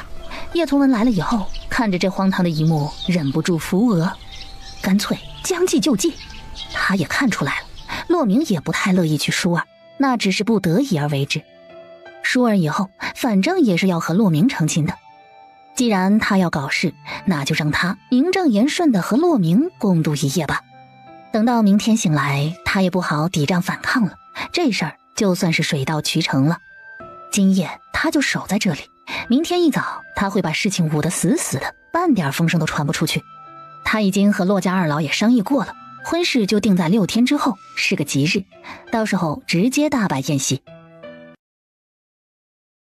萧河川一回来，洗了澡就帮着兰兰摘菜烧火打下手。四哥，你嘴角的伤是怎么回事？无事，和同窗起了点冲突，发生了点小误会，已经说清楚了。他也挨了一拳，算是扯平了。为了何事起冲突？没什么事，鸡毛蒜皮的小事而已。那人脑子有问题，神神叨叨的。总之你别问了，我能自己处理好。萧河川不愿多说，兰兰也聪明，便不再多问了。看着天快黑了，他便起身出门去西街接穗穗他们回家。谁打的？晚上再和你细说，你先帮我在爹娘面前打马虎眼。俩人是有默契的，江穗几乎秒懂他的意思，这事儿来龙去脉肯定不简单。果然萧母他们看见了，也是好一通追问，他便拿搪塞兰兰的那副说辞搪塞了过去。说说看吧，来龙去脉到底怎么个事儿？萧河川本来也没打算瞒着他，于是便把叶叔从一开始对自己纠缠的事情告诉他了。还好今天早上问了你一句，不然我还真会上当，认为你去采买去了，然后遇到麻烦。江穗听得有点迷糊，这事情居然这么复杂。这些事情你怎么不早说？我自己可以解决，所以不想说出来给你平添烦恼。但是现下来看，我觉得我还是有必要和你解释清楚，也想让你当心点。叶叔是个疯子，以后你出门在外一定要注意点，最好不要独自出去。萧河川发现他重生回来，很多事情都已经发生了改变，难以预料了。他能做的就是提醒身边人小心。院长，我有罪，误了叶小姐的清白，请您责罚。罢了罢了，反正你们俩过几天都会是夫妻了，事已至此，还追究那么多做什么？只要你日后好好对待舒儿，跟她好好过日子，我就心满意足了。也起来吧。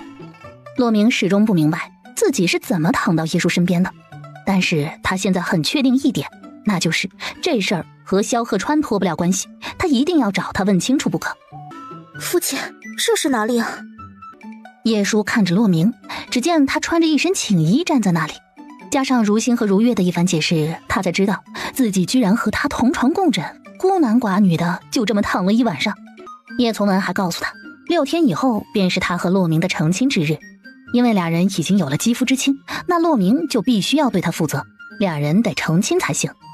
叶叔才知道，原来父亲之前说的替他物色了一个不错的夫婿，原来就是洛明。而萧家这边，萧鹤川又是一大早起来烧水，等着自家娘子起床洗漱。俩人洗漱干净，又吃了早饭，才出发去往农场。看，这是我自己晒的花瓣茶，我奶奶还在里面加了决明子、枸杞、桑葚干，她说女子多喝一点，美容养颜。真好喝，翠翠你真能干啊！江娘子，你要是喜欢的话，我们家还有很多呢。一会儿我给你包上一点，你带回去和兰兰妹妹还有萧婶子他们一起喝。好，那我就不和你客气了。哎呀，客气什么呀，江娘子，你可是我的大恩人，帮我大忙了。你看看，我现在瘦了好多了呢，农场的人都说我变好看了许多。前2天还有媒婆找上门来，准备给他说亲呢。好笑的是，还是以前和他相过，但是没看上他的一个男子。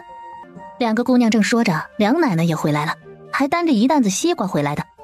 哟，是江娘子啊，老远就在地里看见你们的马车停到我家门口了，正好田里的西瓜又熟了一茬，这一茬特别好，包红包甜，我生怕你们走了，赶紧掐了几个拿回来，一会儿啊你们带上拿回城里吃去，吃个新鲜啊。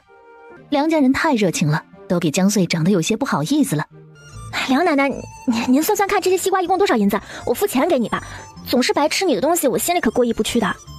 哎呦，我的江娘子啊，你瞧瞧你帮了我们家翠翠多大的忙啊，要不是你给她出的主意啊，她能瘦到现在这样？我跟你说啊，咱们家现在想来说亲的媒人都快要踏破我家院门了。全是这农场和花场的年轻后生。再说了，你们这一家子都是定会做人的，就这些个西瓜，我们家几亩地都是，最不缺了。这还收你钱，那我岂不是不会做人？嗨，反正啊，这西瓜你们就拿回去放心吃，不要钱。好吃的话，和街坊邻居们都给我打打招呼，也算是给我介绍生意了，不是？其实梁奶奶话是这么说，实际上她心里面门儿清，自家的孙女儿看上人家萧老三了。反正话都说到这份上了，梁奶奶干脆也不打马虎眼了。萧公子啊，把你家娘子借我一会儿，说完我就给你还回来啊。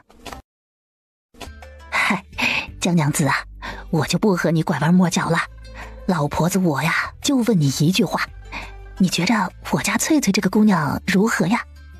翠翠很好呀，长得漂亮，人又孝顺能干，还很会过日子。谁要是娶了她，那就是谁的福气啊！是啊，我们家翠翠和梁东啊，从小就没了爹娘，所以懂事的早，也能担事儿。翠翠小时候要帮着我们干许多活儿，还要照顾弟弟，她是最懂事听话的。现在啊，我和我老伴儿都半截身子入土了，就担心着这哪天有个头疼脑热的，这两个孩子没人张罗了。梁东是个男娃，他糙点也就糙点了，但是翠翠不行，她眼看着就要20岁了，还没有个依靠，没个自己的小家，我这着急呀。他呢也跟我交底儿了，说是看上你家三哥萧毅了，也是为了能得他青睐，他才吃了这么大的苦，费了这么大的心去使劲瘦下来的。这眼看着也差不多了，他也不好意思开口，那就只能我这当奶奶的开口了。我就想劳烦江娘子，你回去和你公婆说一声，看看这俩孩子的事儿能不能行。我是觉得萧毅这孩子真不错，值得依靠和托付的。我们家呢也不要什么彩礼，那些乱七八糟的。相反呀，我们还给翠翠备了一份嫁妆。我们不图别的，就图个人，图个孩子喜欢和乐意。你回去和他们提前通通气儿成不？也算是奶奶求你了。梁奶奶，传话没问题的，我一定把您的意思带到。但在此之前，我家三哥的情况我得先和您说清楚。他之前呢娶过一次妻的，但是因为一些原因去年和离了，两人并没有留下一儿半女的。如果您想和我们家一亲的话，这些事我得先和您说清楚。如果您和翠翠不介意的话，我才能回去传话。啊，那现在你家三哥还同前头那个有来往不？没有了，当时闹得不是很愉快，而且去年出了那么大的灾，许多人流离失所，更加不会有什么来往了的。哦，那就好，只要和前头那个没有牵绊，那我们就无所谓。江娘子啊，你也别怕我们有什么意见，只管回去传话就行啊，就当奶奶谢谢你了。梁奶奶看来是十分的中意萧毅了，很想他给自己当孙女婿。行，您都不介意，那我一定把您的话给带到了。张穗笑着答应下来，他隐约有种感觉，萧家很快就要有喜事了。梁翠翠在院子里一直在倒腾自己那些花草，眼神总是不经意间的朝着屋里望去。她知道奶奶在替她问议亲的事，她是既紧张又害羞。那行，江娘子，咱们就这么说定了，我可等你的好消息哦。具体还得看我公婆和三哥的意思，反正能不能行，到时候都会亲自来找您一趟的，您先耐心等着。我今日来农场呢，也是想看看我那个鸡场怎么样了，就先不陪您聊天了，我和我家相公先去鸡场走一遭。江穗今儿个是来办正事的，得看看鸡场的鸡养的怎么样，他以后还想发展烤鸡和卤鸡的生意呢，要是养的不错的话，他得考虑扩大规模了。回家的路上，江穗把梁奶奶和自己说的事情完完整整的和萧鹤川转述了一遍。我觉得爹娘要是知道了，肯定会很开心很愿意，但主要还是要看三哥的意思。三哥也确实该娶媳妇了。萧毅都21了，之前刘氏给他的打击不小，他本来可以顺利当爹的，以至于后面他都没有再表示过自己要再婚，而是一门心思帮着忙活家里的事情，里里外外的任劳任怨。江穗也是这么觉得，这门亲事能成最好，要是成不了，那就是没缘分了。但是他觉得大概率是能成的。哎呀，穗穗，你没诓娘吧？梁老太真是这么说的？娘，您看你这话说的，那自然是真的。我还能拿这个事和您开玩笑不成？那可真是太好了，萧逸这小子福气还不小呢。翠翠多好一姑娘啊，朕就一眼相中她了。不行，我现在就得找她去说去，让她赶紧抓紧机会，不然错过这个村可就没这个店了。萧母这说风就是雨的性子也是没谁了。行了，你先消停的，孩子在铺子里干一天活了，这不累呀？这会儿啊，怕是都已经呼噜声震天了。你有什么事情，明天再说呗。那行吧，那就明天再说。这小子，这福气真是好啊！江穗和萧鹤川见萧母这个模样，很有默契的相视一笑。这事儿才刚刚起了个影子，还没着落呢，看把人给高兴的。那要是真成了，不得笑他个3天3夜啊！我就说嘛，我早看出来了，翠翠姐就是看上我三哥了。萧逸被这个事情砸得有点头晕眼花的，他还没反应过来呢。翠翠应该是第一次见你的时候就已经相中你了，只是三哥没心没肺的，所以没发觉而已。打他见你第一面起，就下定决心要瘦下来，生怕你会因为他的体重而嫌弃他呢。萧母看见三儿子这个脸红的不值钱的模样，心里也有数了。至少在他看来，老三对于这事儿似乎不抗拒，那就说明他是愿意的。老三呐，你就给娘一句准话，对于翠翠你是个什么想法？想不想和人家过日子啊？你呀也老大不小了，你大哥至少还有个儿子呢，你呢孤家寡人一个，也不知道着急。现在人家姑娘家都这么主动了，你还有什么不满意的？而且呀，翠翠这孩子心眼好，又能说会道的，算起来还是你高攀了人家呢。你要是也有那个想法，人家那边还等着回信呢，娘也好给你赶紧张罗起来啦。娘，我知道你着急，但是这事儿也急不得呀，你总得让我和人家先处处，多熟络熟络吧，让人家知道我是个什么性子，多了解了解我不是？这还不简单？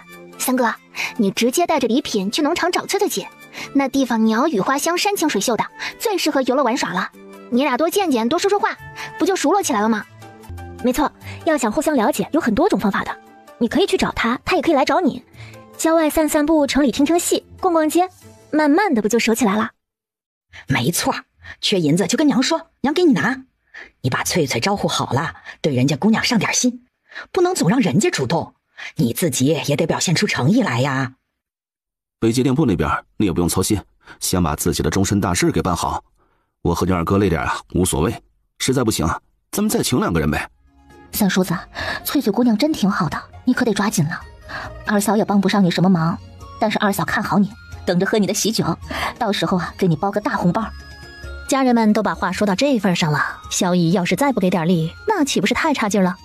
他认真严肃的点点头，本来就不算白的脸还透着红，那表情坚定的仿佛要入党一般，纯情的很。萧家几兄弟都挺纯情的，萧鹤川除外，因为他是腹黑。翠翠，你在家不？你们家来客人了。不多时，院子里传来梁翠翠的声音：“哦，在家呢，这就来。”哎呦，这小后生啊，长得真精神。你最近是在和翠翠议亲吧？这大男人还害羞啥呀？大方点呗。大娘笑着打趣萧逸，萧逸的脖子都跟着红了起来。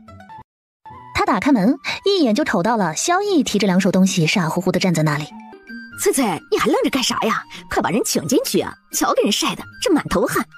大娘见梁翠翠还在发呆，连忙出声提醒：“啊，萧三哥，快进来坐，我去给你弄茶喝。”翠翠啊，你可得好好把人家小伙子招呼好喽！哎呦喂，我就说最近怎么老有媒人上你家跟你说亲，你都不同意呢？原来是心上有人了。看来咱们农场要不了多久又要有喜事发生喽。大娘把这俩小年轻说得满脸通红的，然后就回地里继续干活去了。你先坐着，我去给你倒茶来。热坏了吧？哦，我不热。哦，对了，这些糕点呢是买给你的，酒是给梁爷爷的，红糖和肉呢是给梁奶奶的，也不知道你们喜不喜欢，就随便买了点，别嫌弃啊。喜欢，只要是你买的，我都喜欢。瞧瞧人家姑娘多上道，多会说话呀。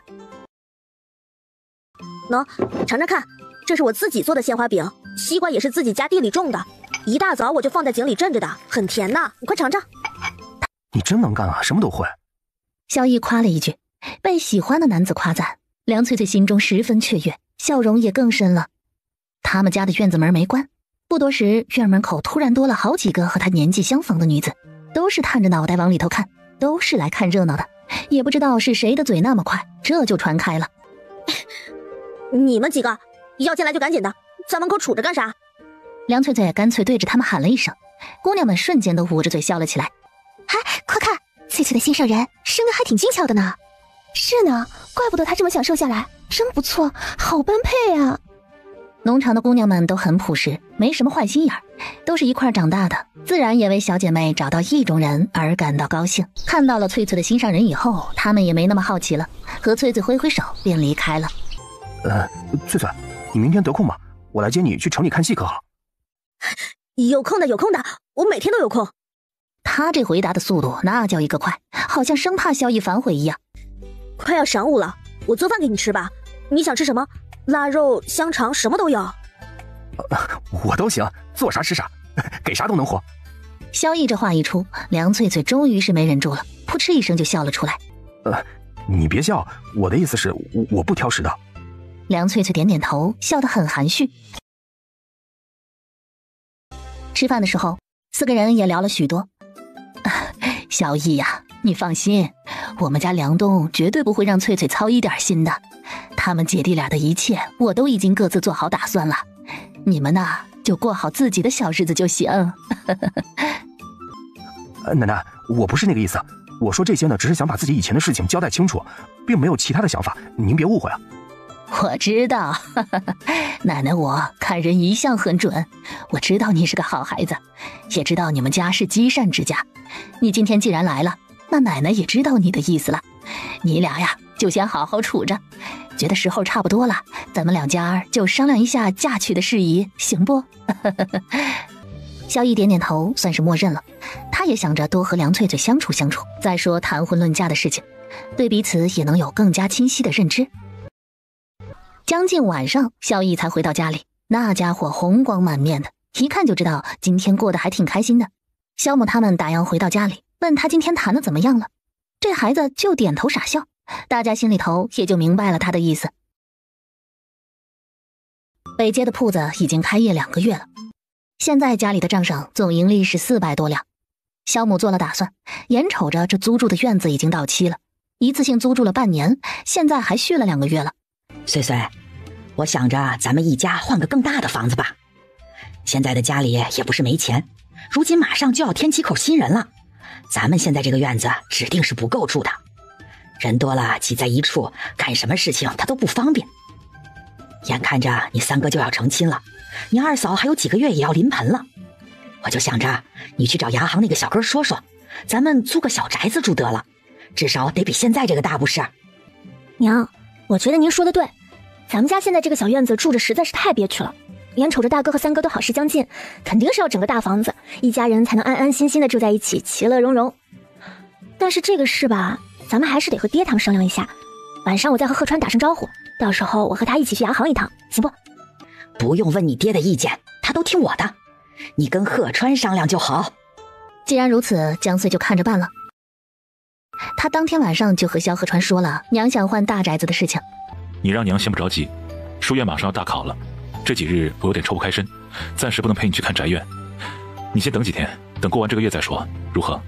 本来这看宅院的事情就不能太急，说不定以后住得好还会直接买下来也不一定。而且这个宅院不比普通的院子，他特别看重风水朝向，都是有讲究的。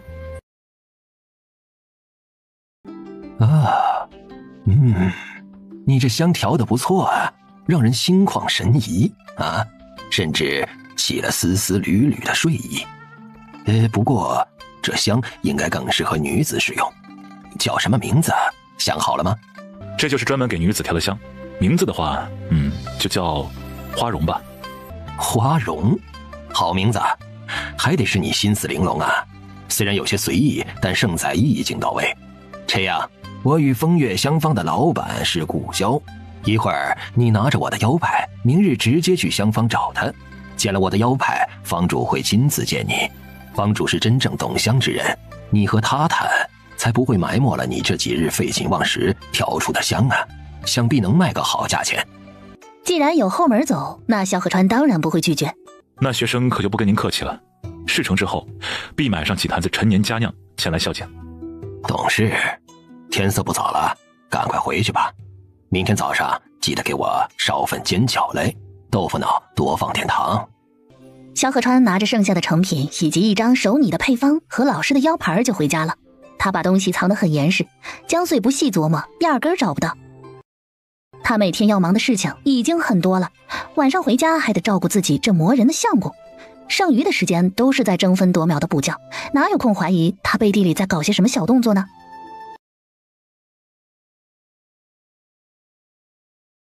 第二天，萧河川上完了上午的课，中午便带着自己的香和配方去了风月香坊。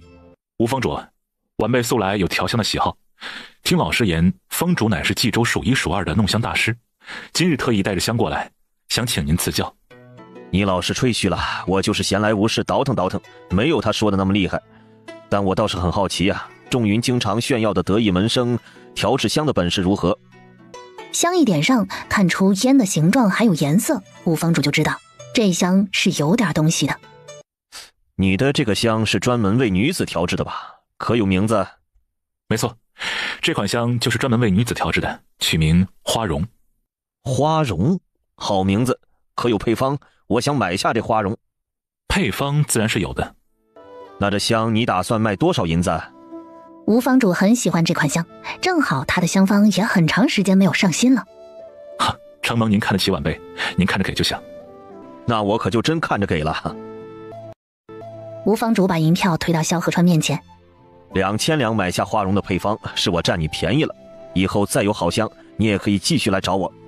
2000两，这个价位对于萧河川来说差不多了。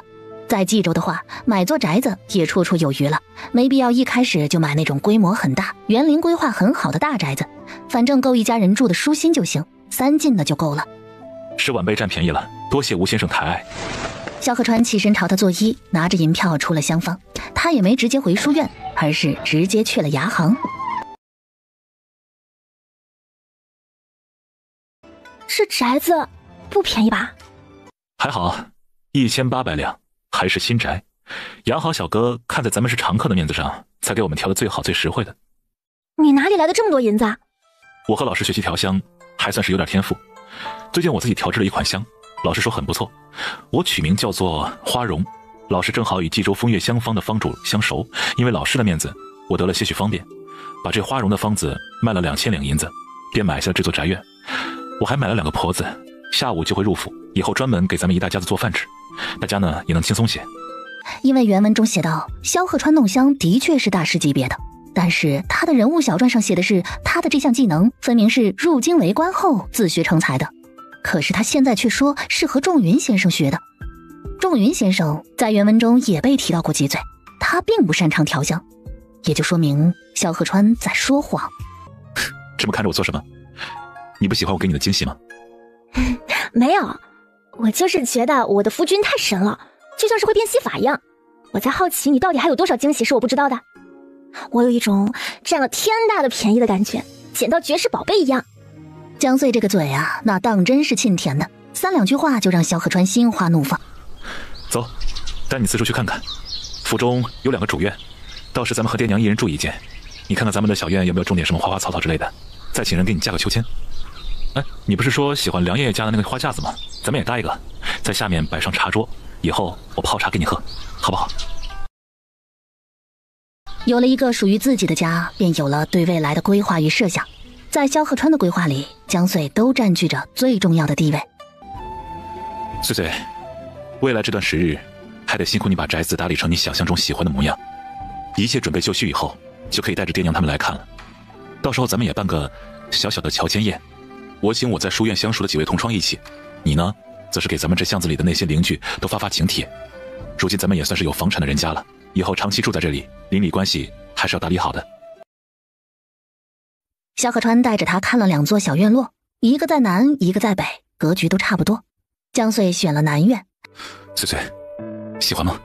他当然喜欢了，但他还在点头呢，萧河川就不知道从哪里掏出来一张房契，放在了他的面前。以后你就是这座宅子的女主人了，把房契一定要收好了。江穗点点头，差点没感动的哭出来。谢谢夫君。萧河川一瞬间觉得自己有些心猿意马了，干脆顺应自己的心意，扣着他的脑袋吻了回去。这一日，叶府大摆流水席，张灯结彩，喜气洋洋。骆明拿着大红花，一身火红的喜袍，站在堂中央。叶叔到场以后，这拜堂仪式就开始了，全程都只有骆明自己在鞠躬。现场观礼的白云书院的学生众多，齐修远就和陆遥、萧鹤川站在了一起。哎呀，真是万万没想到，骆明居然有一天会走上这条路。以前我觉得他这个人老清高了，整天对谁都是一副嗤之以鼻的态度，哼，真没想到他也有折腰的一天呢。萧鹤川的脸上没什么表情，但是骆明的脸上却是起了恨意。萧鹤川自然也看见了他对自己明显的恨意，他有些无奈，但是也没办法。行吧，这件事就当是他欠他的，以后找机会还他就是了。萧一行，你是不是哪里得罪他了？他怎么一副要吃了你的样子呀？萧鹤川闻言挑了挑眉，不置可否。可不是吗？就是不小心得罪他了，能怎么办呢？以后这里就是我们在冀州的家了，固定的家哦，里面房间多的是，再也不用挤在小院子里了。大哥和三哥可以考虑一下把自己的人生大事提上日程了。现在有了这么大的宅子，完全够住，我已经迫不及待的想要有个大嫂和三嫂叫了。哎呦，我的老天奶奶呀，这宅子也太大气了吧，这租一个月得花不少钱吧？娘，租来的可不能挂上萧府的匾额，须得是买来的才有资格的。啥？你可别告诉我你直接给这宅子买下来了？我寻思着这得花多少银子呀，你们哪来那么多钱？于是江穗就把萧鹤川跟他说过的措辞又告诉了萧母一遍。好了，天色已经不早了，别在这大门口了，都进去看看再说吧。穗穗精心布置了好几天呢，让我们看看她辛劳的成果吧。于是众人跟着江穗的脚步踏进了萧府的大门。哎，四嫂，这个是菊花吗？可是不是说菊花是不祥的吗？不是的，二嫂，黄菊没关系的，只要不是白菊就行。菊花象征着清净与高洁的品质，代表与世无争，适合送给长辈，也寓意着长寿和吉祥。没错，就是这个意思。而且我选的这些花都马上进入盛开的季节了。唯有牡丹真国色，花开时节动京城。待到秋来9月8，我花开后百花杀。一夕轻雷落万丝，奇光浮瓦碧参差。分别形容的就是牡丹、菊花、芍药。咱们可以选个吉日办个乔迁宴，到时候请上街坊四邻，好好的热闹热闹，正好能欣赏这些花最美的时候，倍儿有面子。其他人都沉浸在马上要搬新家的喜悦中，也没怎么注意到江穗念了什么诗，还当是萧鹤川教的。江穗带着萧父萧母去了给他们单独准备的北院。穗穗，我和你爹2个人随便住一间屋子就成，这个院子还是不住了吧，你和鹤川住就行。有2个主院，我和鹤川以后就住在南院，这个北院是专门给您和爹准备的。您2位是我们家最受人尊敬的长辈，自然是要住在主院的。而我和鹤川脸皮比较厚，就自作主张的也要了一个单独的院子。只是现在条件有限，只能买得起这种规模的宅子了。以后等咱们生意越做越大以后，咱们再换一个更大的，到时候1人1个小院子。就你这个丫头，小嘴儿最会说了。不过也是，你是我们家的送福锦鲤，有你在，娘相信那一天不会太久的。娘，以后店里的生意可以买人回来以后接手了，咱们呢可以不用那么辛苦。您也有重要的事情要张罗，乔迁宴办完之后，得赶紧把大哥和三哥娶妻的事情提上日程了。你说的对，娘心里边都记着呢。只是这买人的事情还得辛苦你，你和雅行那边熟，你就帮着挑人呗。像是选人这种，日后是要待在厨房的，很多配方都不能泄露出去，卖身契必须是攥在自己的手上的，所以店面里面要买的人就必须是死契才行，至少先买4个吧。院子里还得再买2个洒扫，一个专门打理庭院侍弄花草的，这个可以先买活契，日后要是表现好再考虑转为死契，反正到了他们萧家来做事是不会亏待他们的。这块黄玉是我在国子监的时候就已经得了的，跟着我已是有不少年头了，今日便当作彩头，东西虽不算贵重，但也希望你们认真对待啊。学子们听闻这是跟着仲云先生从国子监出来的玉佩，都想沾沾他的贵气，日后好金榜题名。小兄，你今日是主家，您总不能还和咱们争吧？今日你们玩开心，我旁观就好。既然萧逸行不参与，那我可就不和你们客气了。今日这彩头可就归我了。齐兄好大的口气，我们可是不依的，鹿死谁手还尚未可知呢。路遥见状，小心翼翼地扯了扯齐修远的袖子，在他旁边嘀咕道：“齐兄，你在甲字堂已经是前10的存在了，你就别和我抢了呗。我觉得我才是最需要这个黄玉佩的人。”那可不行，吃的喝的也就算了，今儿哥们是正儿八经的想要干点正事了，可不带放水的。所以，你先好自为之吧。这边诗会的气氛一搞起来，所有的宾客都来围观了。他们也是沾了萧家的光，不然平时这种场合他们想看还看不到呢。今天的这个氛围是真的整起来了，萧府热闹非凡。仲云先生出诗题，学子们随性作答，每作一首诗，现场便响起了如雷的掌声。梁翠翠带着弟弟梁东也挤进了人群中看热闹。梁东一直很想考入白云书院，如今看着这么多身着白云书院学子服的学子们，见他们都自信地吟着诗，眼里生出向往之情。萧母看着这一切都被自己的小儿媳打理得井井有条的，压根儿不需要自己操什么心，于是便和梁家奶奶一起说说话聊聊天，顺便问问她日后这2个孩子的婚事要怎么操办的好。日子呢也不用看得太紧，因为萧逸已经把他大哥的情况和梁家人都说了，希望能在大哥的后面。但是梁奶奶也有言在先，虽说不急这几个月半年的，但是也不好等太久，萧琴的事还是尽早办了的好。于是找了个空当呢，萧母就单独把宋娘子和萧琴叫到了一处，想问问俩人的婚事。婉儿啊，萧琴，刚刚呢我和梁家奶奶商量老三和翠翠的婚事，人家那边说了不急于这3-5个月的，但是也不好让人家翠翠等太久啊，她毕竟19了，该是着急的时候了。但是老三呢，他就顾念着你这个大哥的终身大事还没有定下来，不想赶在你前头。你们2个之间的情谊啊，我们都是看在眼里的，所以今儿就想问问你俩的意思，尤其是婉儿你的意见最重要。婶子呀，也不是那种不讲理、不通人情还爱占便宜的人。你要是愿意跟着我们家的萧琴，那是她的福气。反正现在咱们这宅子也够大了，你们就别想着搬出去单独住了，咱们就一家人热热闹闹住一块儿，多好。